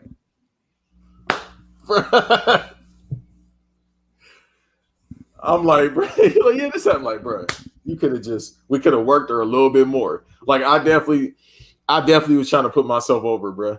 But I ended up burying myself. Ain't no problem. No, I don't know what you're talking about. But she was like, so basically, it was like, okay. I was like, no, I ain't know. It was like, see. And then she's like, okay. She went to the back. Then how come there's 2 tapes? No. It was no tape. With her, she gonna ask you shit. If you lying, bet. If she goes to the back, I already know the gimmick is coming. Because I'm just no. But I was stupid. I'm naive. I'm like, man, all right, cool. Shit straight. I'm about to do this homework and get on Mario Kart. Again, you're 10? No, you're 8. So 96, 97, yeah. You said, I think you said, yeah, because it's 90, 97, right? Is 96, 97, somewhere. Whenever Keenan Kel was prominent, that's when I was like living with her and shit like that. So 96, 97, that's what Keenan Kel, because I used to watch all that at her crib at night as well, and Keenan Kel. But I had my own tapes to record on that shit. So, like I said, that was 96 to 2000. There we go. So 96, 97, that's when I was staying on and off with her. And I used to watch that over her crib. And shit is crazy. I'm having flashbacks, and I remember every single thing in the house. So I'm thinking shit's sweet. She goes to the back of her room, and it's like I'm talking to you, and the shit freaking me out because I remember vividly, like everything, piece from piece, her, how the house looked, outlined, and everything. Memory is crazy. So she goes to the back. I'm thinking shit sweet. I'm about to knock this homework out, go play Mario Kart. Now, I used to have the Super Nintendo right here in the living room, or I used to have it in the back kitchen at this little ass TV. So she goes to the back. I'm like, all right, I'm about to do this homework in the kitchen table. All I see is her little ass shadow, because she was about the same size as Taz and built like Taz. God bless you. I miss you, grandmother. So they was built about the same. You're a piece of shit. You're a piece of shit for that. I miss that woman every day, but damn, they was built the same way. So she come this way, and all you see is like a shadowy figure. And I'm just like, damn, bro. Like I already knew what time it is. I don't know where Davies is. I want him to hear this, so I'm probably gonna take a minute and build up the story a little bit more. So, kids, anybody that's around Davis' age, the VHS tapes, I think they was made from Panasonic, or Panasonic had their own brand. It was another brand. You get them from Rite Aid. You can get them for like Rite Aid, Kmart, and all that shit. And they be like $6.99 a pop, something like that. Some of them be like 2 hours. You can record stuff. Some of them be up to like 6 to 8 hours, and they be like massive tape. And like literally, if you got the cable box hooked up in a way where it be hooked up like the AV out cables, the red, white, and yellow ones, you connect it to the cable box from the VHS, and you'll be able to record that way. But then there was certain other ways you have to do with certain TVs. You had to connect all 3 of them. I don't remember. I just know like it was we was bootlegging Kings. I remember I used to dub tapes too. I dubbed Spider-Man. So when Spider-Man came out, dubbing is when you take 2 VCRs. You'll take the VHS tape, you have a blank tape, and then you'll just record them. You put the AV in, AV out, and you'll just record it that way. So it's basically you just copying it with VHS tapes. You gotta let the whole movie run. Don't fast forward, don't rewind, don't do none of that. Just let it run and then let the other tape record and you straight. And sometimes you have problems, but you got to go back and do it. But that's how I got Spider-Man, because I watched Spider-Man 1 so many times that way. Mind you turn your TV off because you want to save power. Well, that coffee shit. Okay, cool. Now I can go back to the story, but I gave some chuffa and I gave some other. No, I can hear you. I can hear you. I heard you the whole time. All right, so cut back to this figure walking through the hallway, and I see the goddamn. What was Taz's ECW theme? Doom. Oh no. I don't remember the FTW. I don't remember. I'm sure it's something that was not copywritten. Yeah, something that you couldn't clear. Something they stole. Because Paulie used to do that a lot with people's interest music. Like Murder Was the Case. It's crazy. Oh yeah, it's Survive If I Let You. Which I guess is that what the vibe she was giving off? Yeah, a lot of ass whoopings I got from her. Survive If I Let You. I remember I got whooped so bad one time I fell asleep, bro. In your head, RVD's theme was playing because walk. You like I gotta walk into the fucking danger zone. Hell no, I heard the Undertaker theme music the whole time. And this is WrestleMania.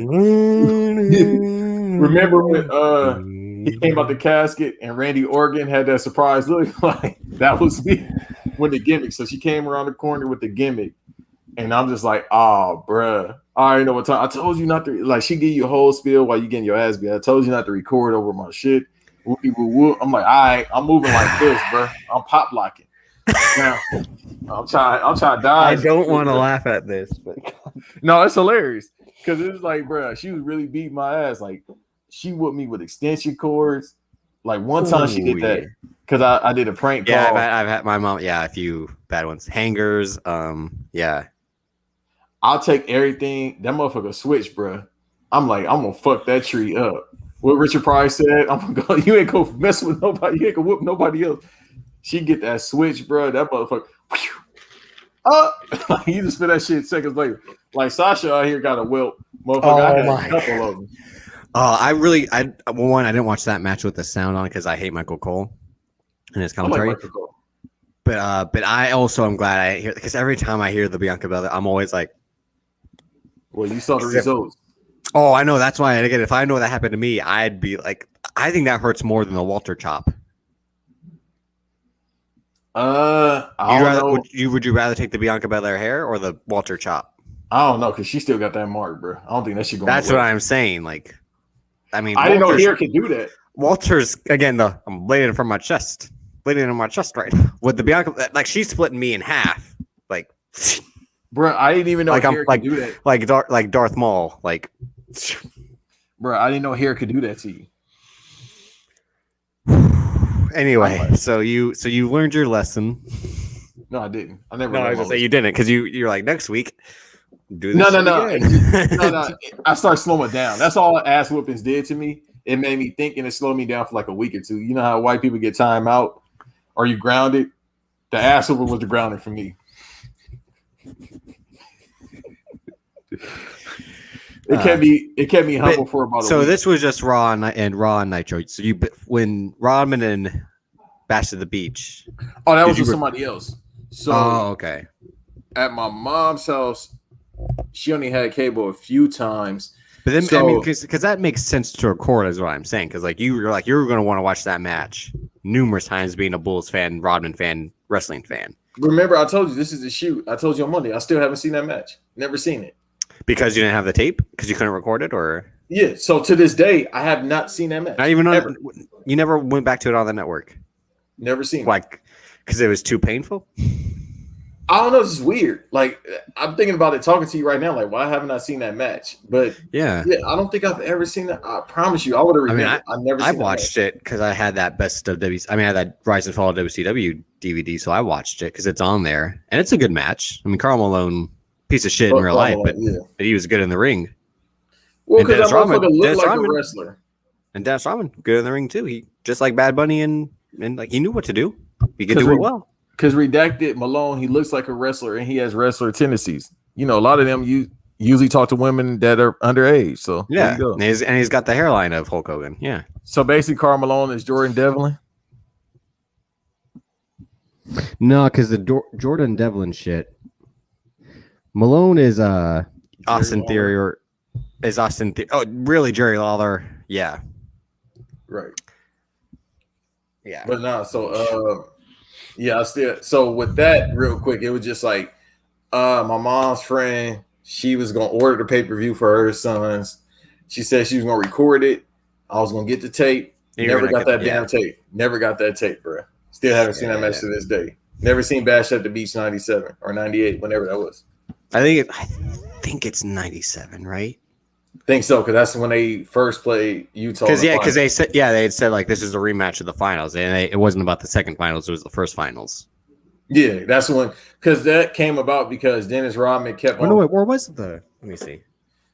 I just remember the build up. They was talking about how because in the Last Dance they talk about him being wrestling, but they talk about that in the 97 context, not in the 98 context. So there was a lot of bullshit going on in 97. 98, it was just Jordan was just beaten down and broken down.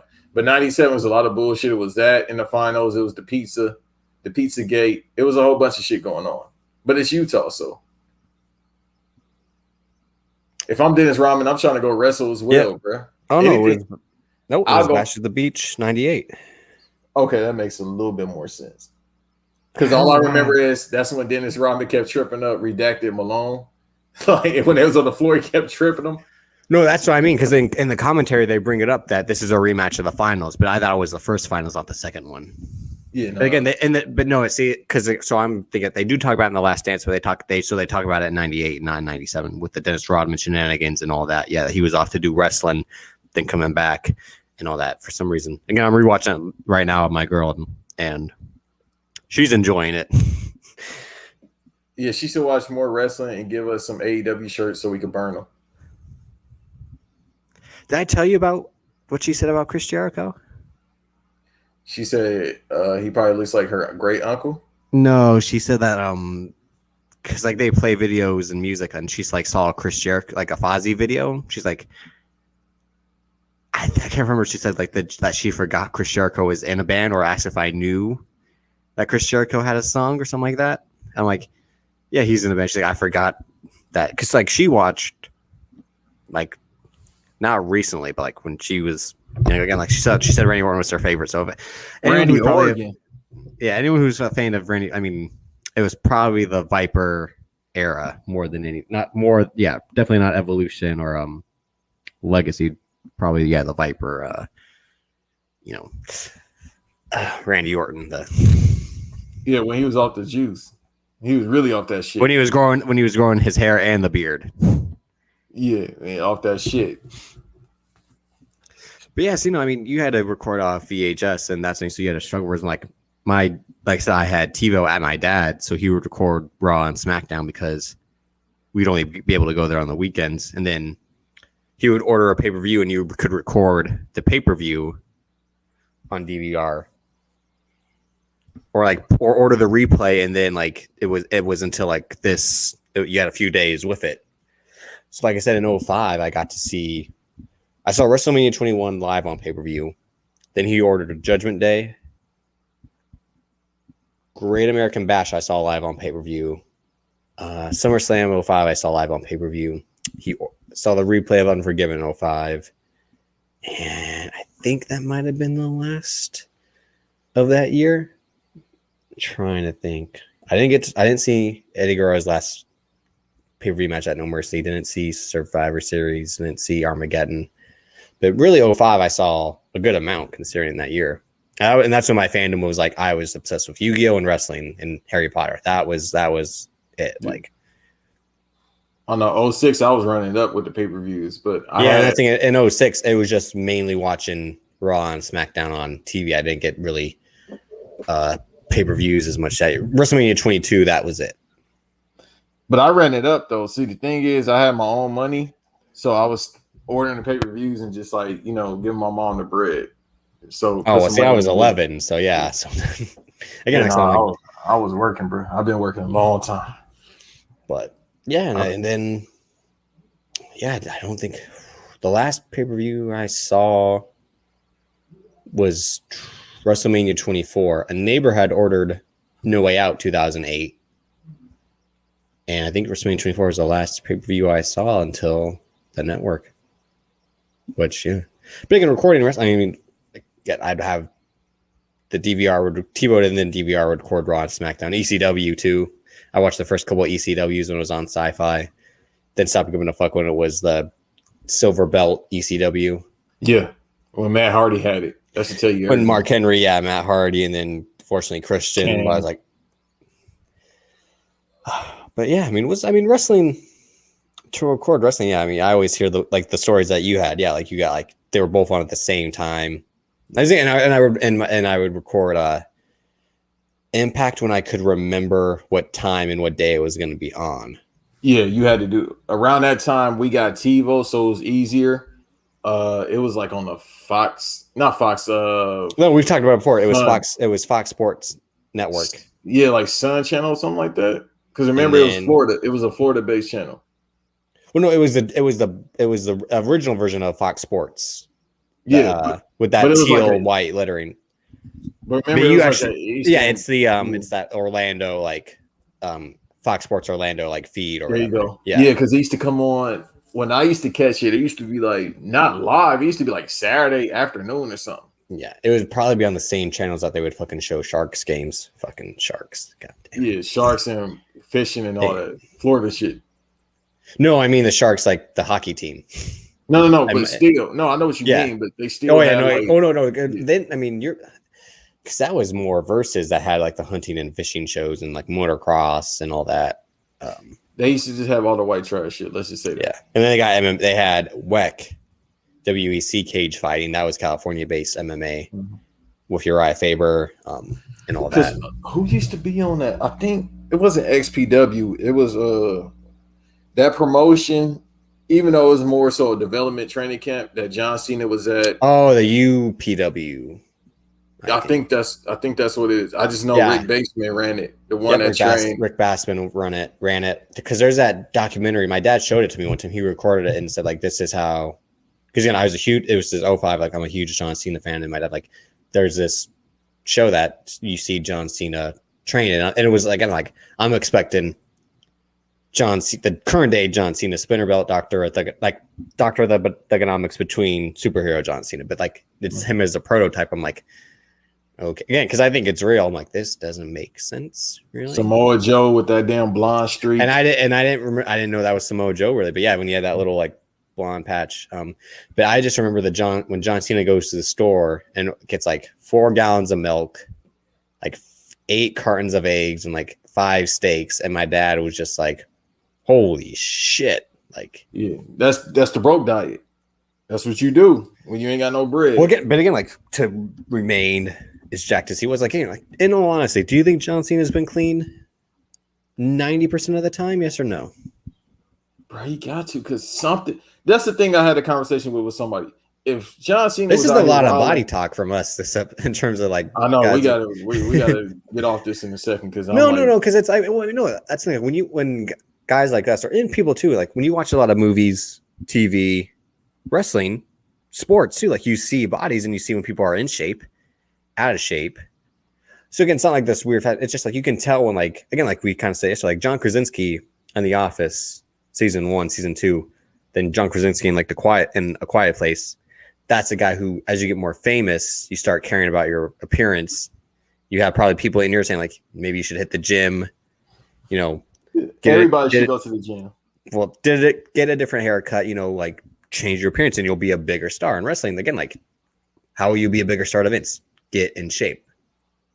Look what happens to people that do. They get rewarded in a way, except Zack Ryder. He was the only one who didn't get rewarded. Because he's trash. That's why. Well, I mean, he did one night, and the next night they took it away. Yeah, because he's trash, and we've seen that before. A small white boy. We've not seen that numerous times. But I mean, like John Cena, I mean, he got bigger. But with him, it's like, not to cut you off, with him, it's like, it's the whole thing overall. If he was out here wilding, somebody would have said something by now. It's been 18 years. If he would have said something racial, something would have came out. I'm not defending no white man, but I'm just saying, if he would have said something racial, except for you, if he would have said something racial. I thought him and I, and then you said one other person are the only three. Yeah, but more so because I know you and the other guy, y'all the only two. I would definitely be like, all right, bro.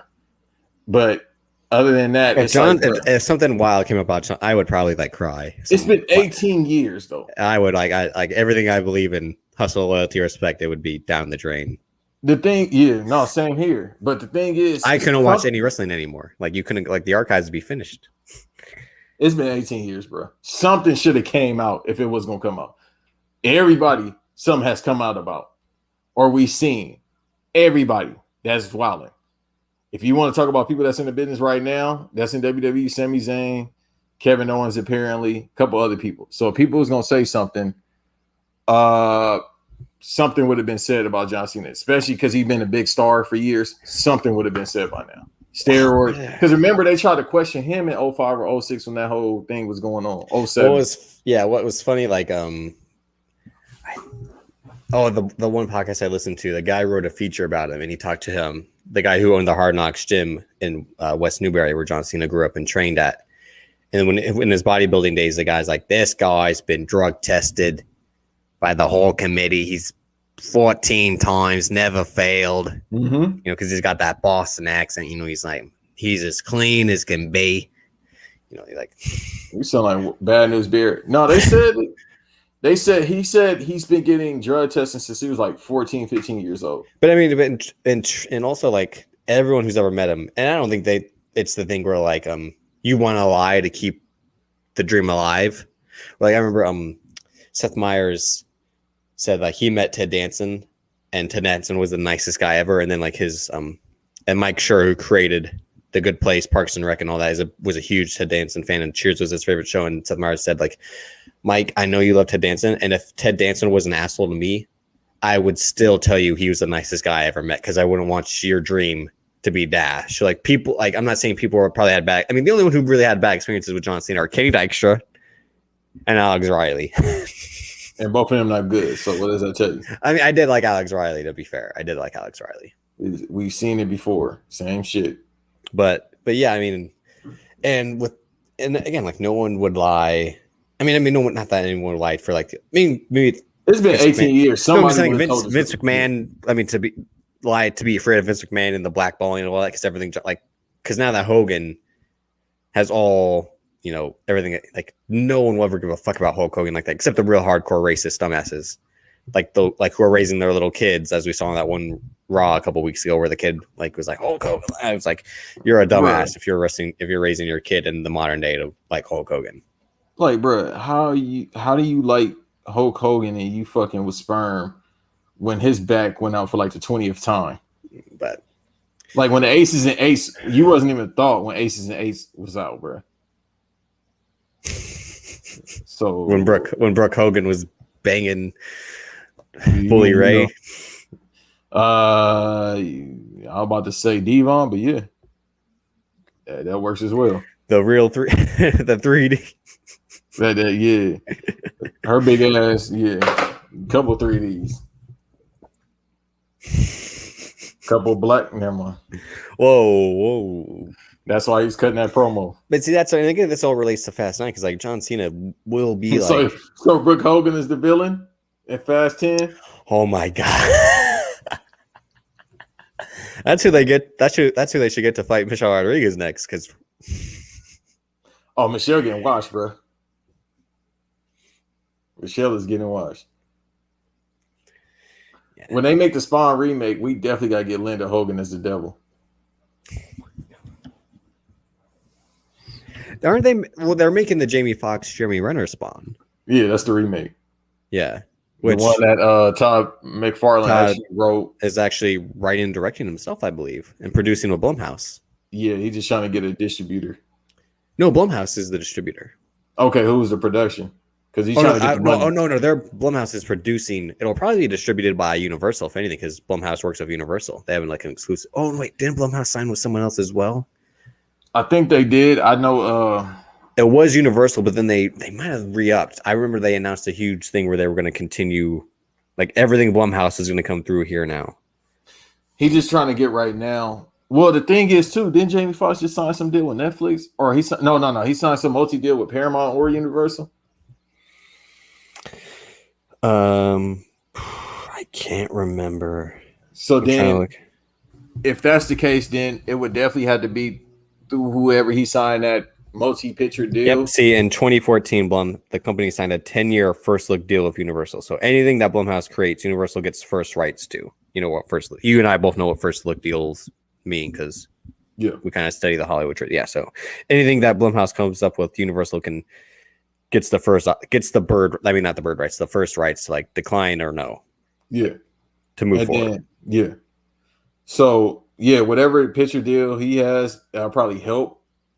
It'll just have to be a project where he will have to executive produce it, which means he has to put up a lot of money for it. And I mean, just use the money Blumhouse makes cheap movies anyway. Their whole thing is super low budget, not in a bad way. Just like $10 million is 10 to 20 is like their max. Well, that's the idea he had a couple years ago. He didn't want it to be like some big blockbuster movie. Yeah, I remember he said it was going to focus on like a sheriff. I think Jeremy Renner was going to play the sheriff. It was going to be like some grounded, like maybe this would lead to a bigger Spawn movie. I think this was like a kind of a prelude, if anything, but like a full length prelude to like go forward into like the full Spawn mythology, like as a way to reintroduce.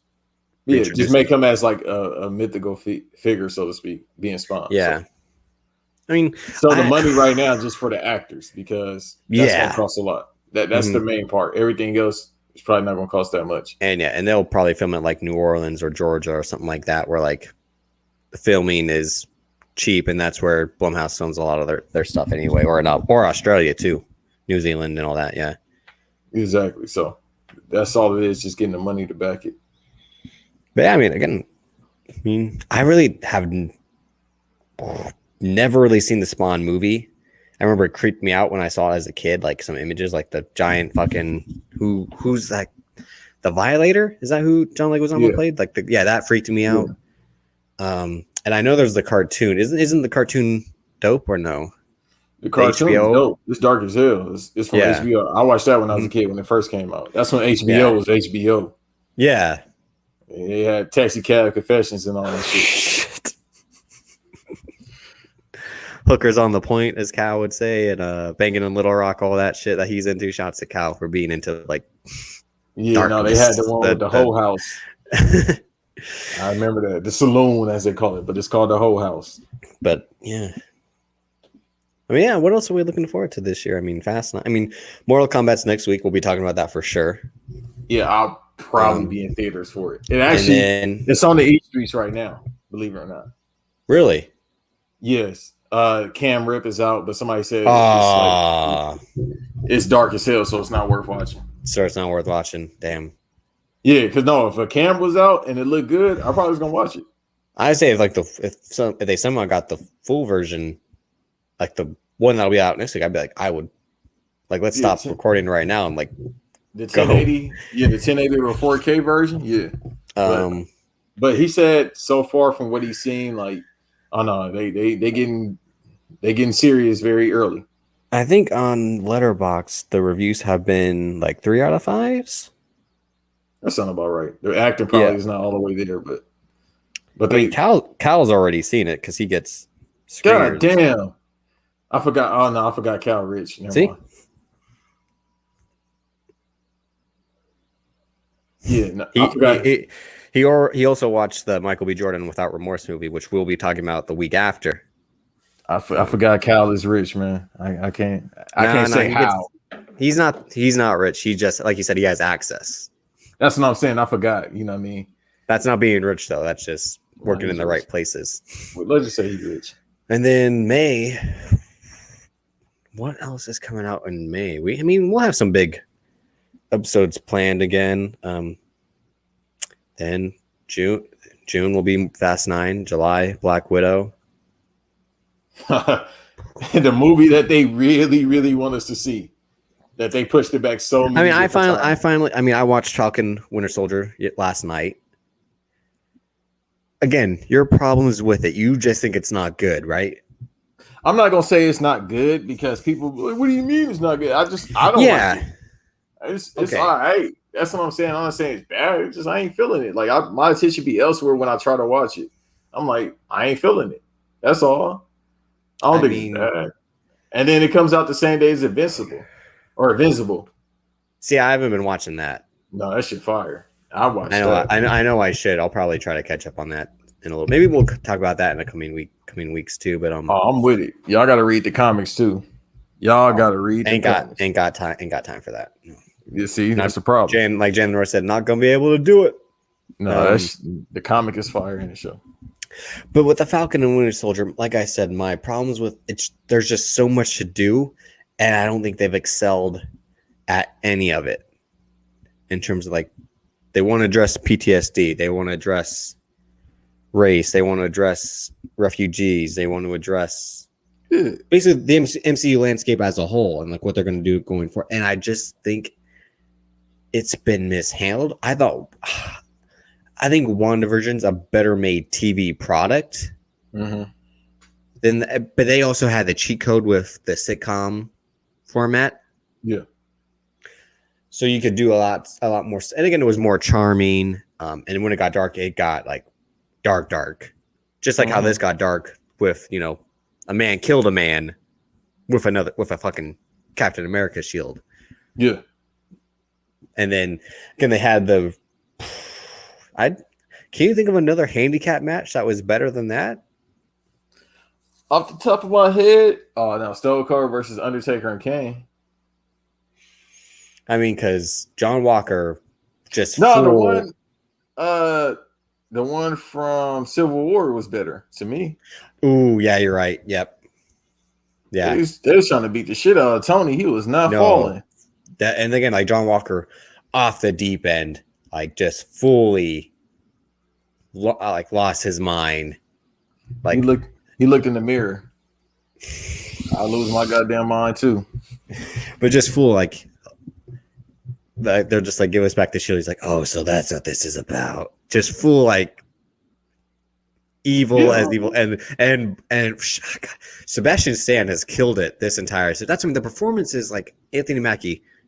Besides all the memes, great. Sebastian Stan, he is killing it right now. Again, he always understands the assignment, bro. That's the thing about Anthony Mackie. We get these jokes off, but he got 10 different things on Netflix too. Yeah, no, he's got a lot of shit on Netflix. Yeah. I'm I wonder if he got to deal with Netflix. But Sebastian Stan just has this look throughout the series of don't make me fuck you up. Basically, Aaron Donald, don't make me kick your ass, because if I do, you'll be dead. The little strong hand.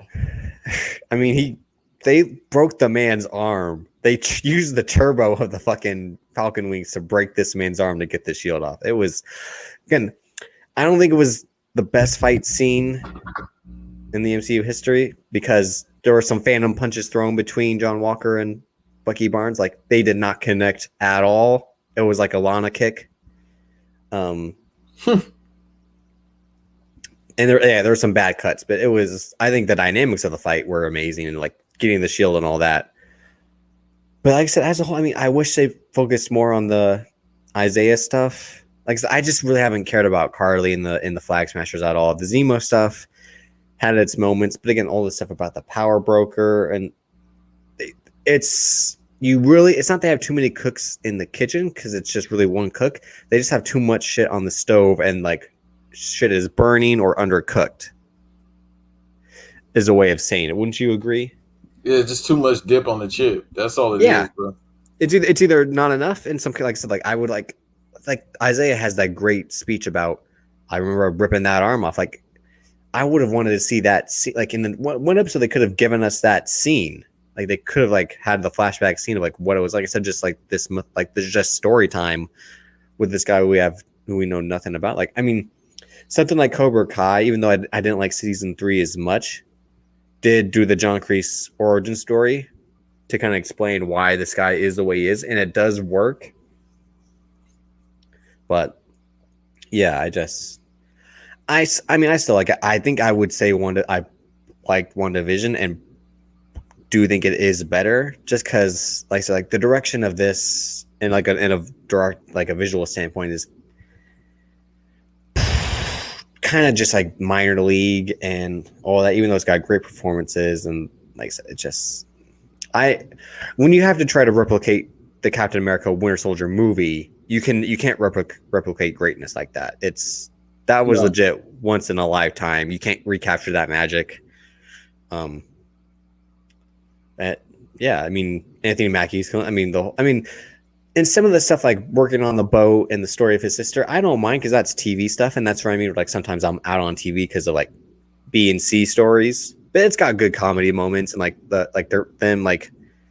he's trying to chip at it and then he just rips it off. That's some good comedy and all that.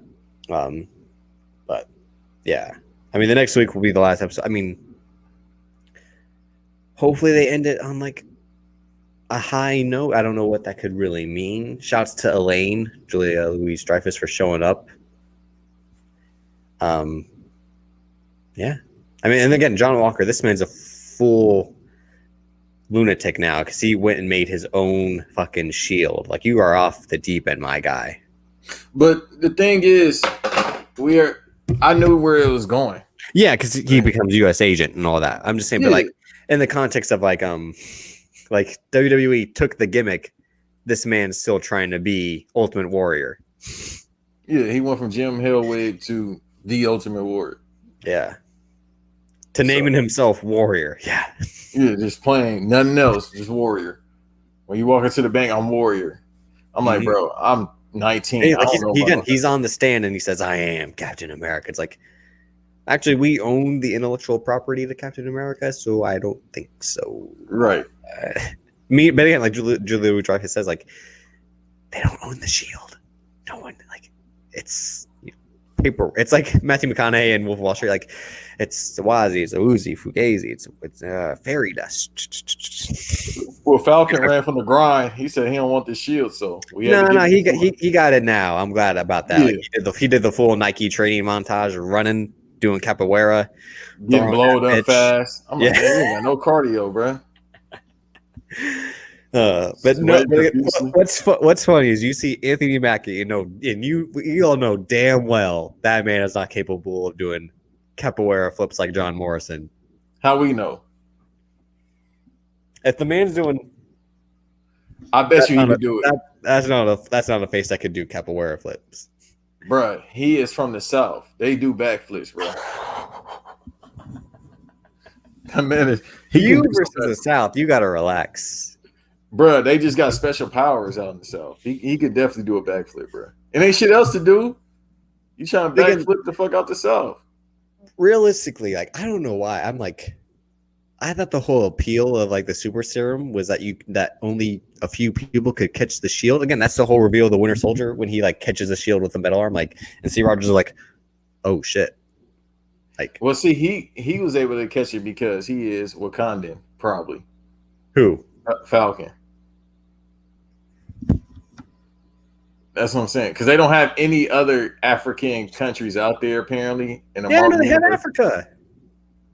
But it's just Wakanda. No, I'm talking about Nigeria. They know in Age of Ultron, where they go to, it's like right on the border. Like Cameroon, some shit like that. Based close to it. Yeah, let me look it up real quick. Because again, remember Bruce Banner's like, it's in Wakanda?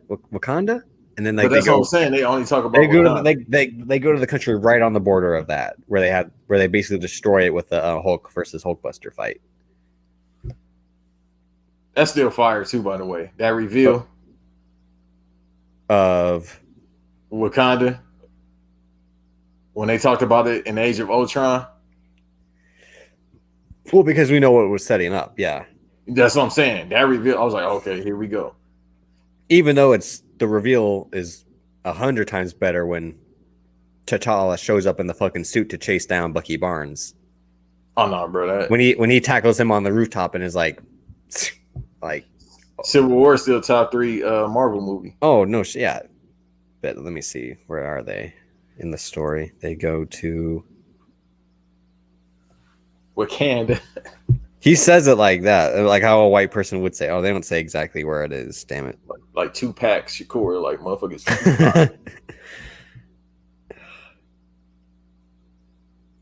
Damn, they don't show it. I mean, they don't say it in the Wikipedia description. I'm surprised. Yeah, they always try to link everything. They say in Seoul, but they don't say where. Yeah. That's bullshit. That's some like okay. Oh no, Johannesburg. See, I thought it was Johannesburg. Okay. I am from Johannesburg, South Africa.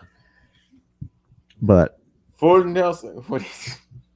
What the hell are you? Oh, are you talking about No. With Chappelle? No. I'm thinking about what Chappelle did Nelson Mandela on the Maury show.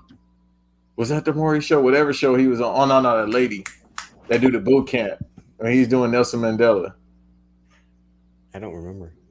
I'll send it to you. But he was he did the one skit where he was acting as if he was Nelson Mandela, trying to get the kids in shape. He karate chopped the motherfucker. Karate chop. Ah! All I know is like when he does the one politician did like yeah. This before that. I'll send it to you. Wasn't that Jimmy Dean or whatever? Who he was just karate chopping the kids and shit, hitting them. Oh god, but yeah, Falcon Winter hopefully ends on, and then the Loki series. Well, I guess we'll talk about that. You don't seem to be as into that. No, I'm not at all. The master of mischief. I know. Motherfucker. Loki steal my whole fucking flow. He could just teleport. Oh, God. You don't teleport. You just fly planes from city to city. Relax. Yeah, the backyard, the yard, bro. Every little city we go. Anything else you want to say this week? I mean, I forget. I thought you said you had something else to say. No, that's it. We next week we'll go back to our regular 1-2 unless something happen. It'll be Mortal Kombat. We'll be reviewing Mortal Kombat, and if anything, and any breaking news happen then too. I mean, maybe we'll try to come up with more creative drafts or something. I mean, I've been thinking about doing the tag team draft, but oh yeah, we still got to do that. But again, I'm saying like tag teams and everything, not just wrestling. Like, yeah, I think we can say that around the same I'm time saying Fast and Furious comes out. Because I would probably take the short-lived tag team of Allen Iverson and Carmelo Anthony #1 overall. Hey, that was a great tag team. It was just one basketball. J.R. Smith thought it was 20.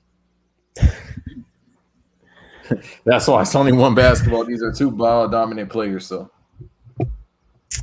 And George Carr coaching, so it's really. But hopefully you all enjoyed our breakdown of Banks, Kuiper, and Davis McShay on the Fast 9 trailer, and where we think, again, like we laid out how I legit think like that's how that movie's gonna play out with like. Trust me, it's like throwing a dart at the wall. One of these motherfuckers gonna hit.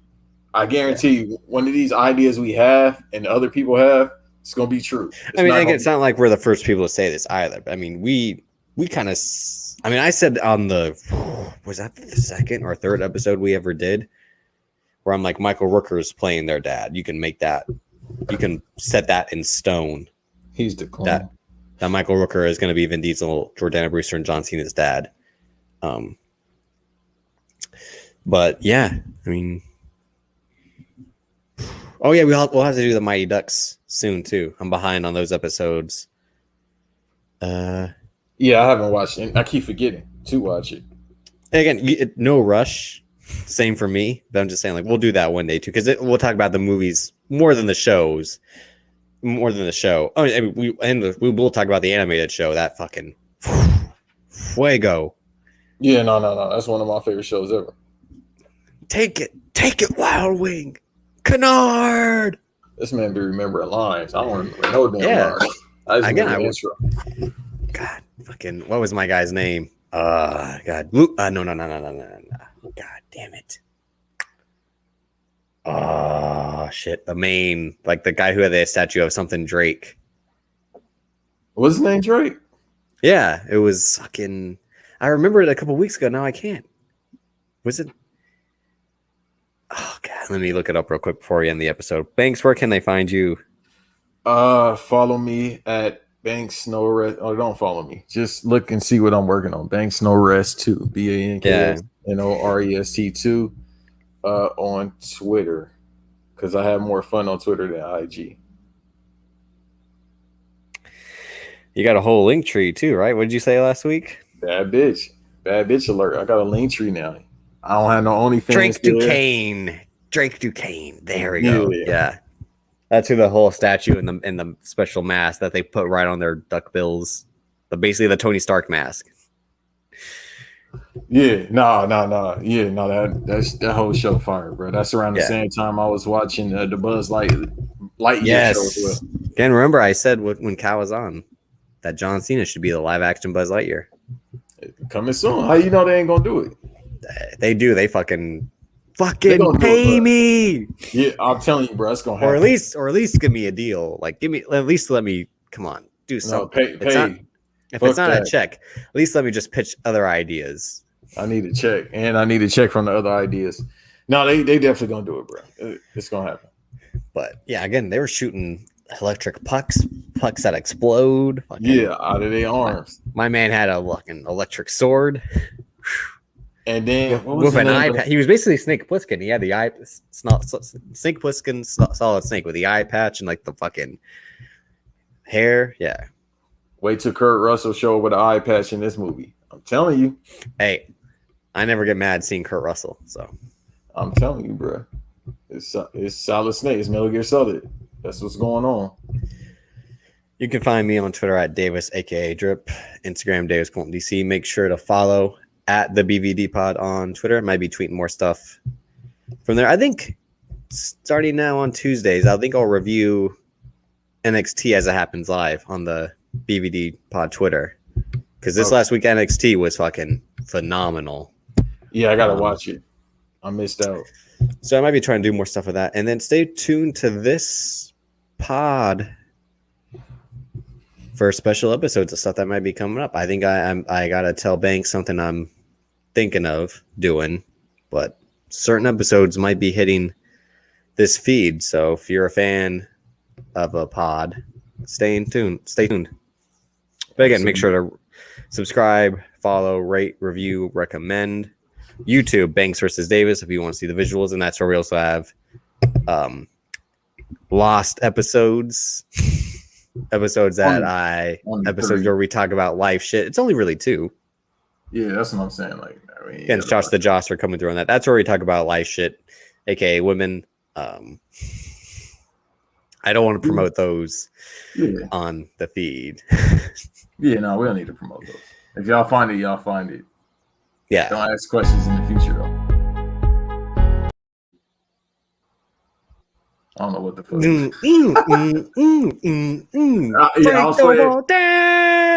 Break down. That's exactly what it's about to be.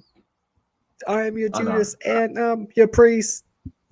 I know how to work this now, so yeah, we're going crazy. Yeah, you just find. I thought you you had no idea that StreamYard had all this shit. Like, that's where you have to watch BRP on YouTube. I mean, shouts to Black Wrestling again. That's where I'm the stat guy.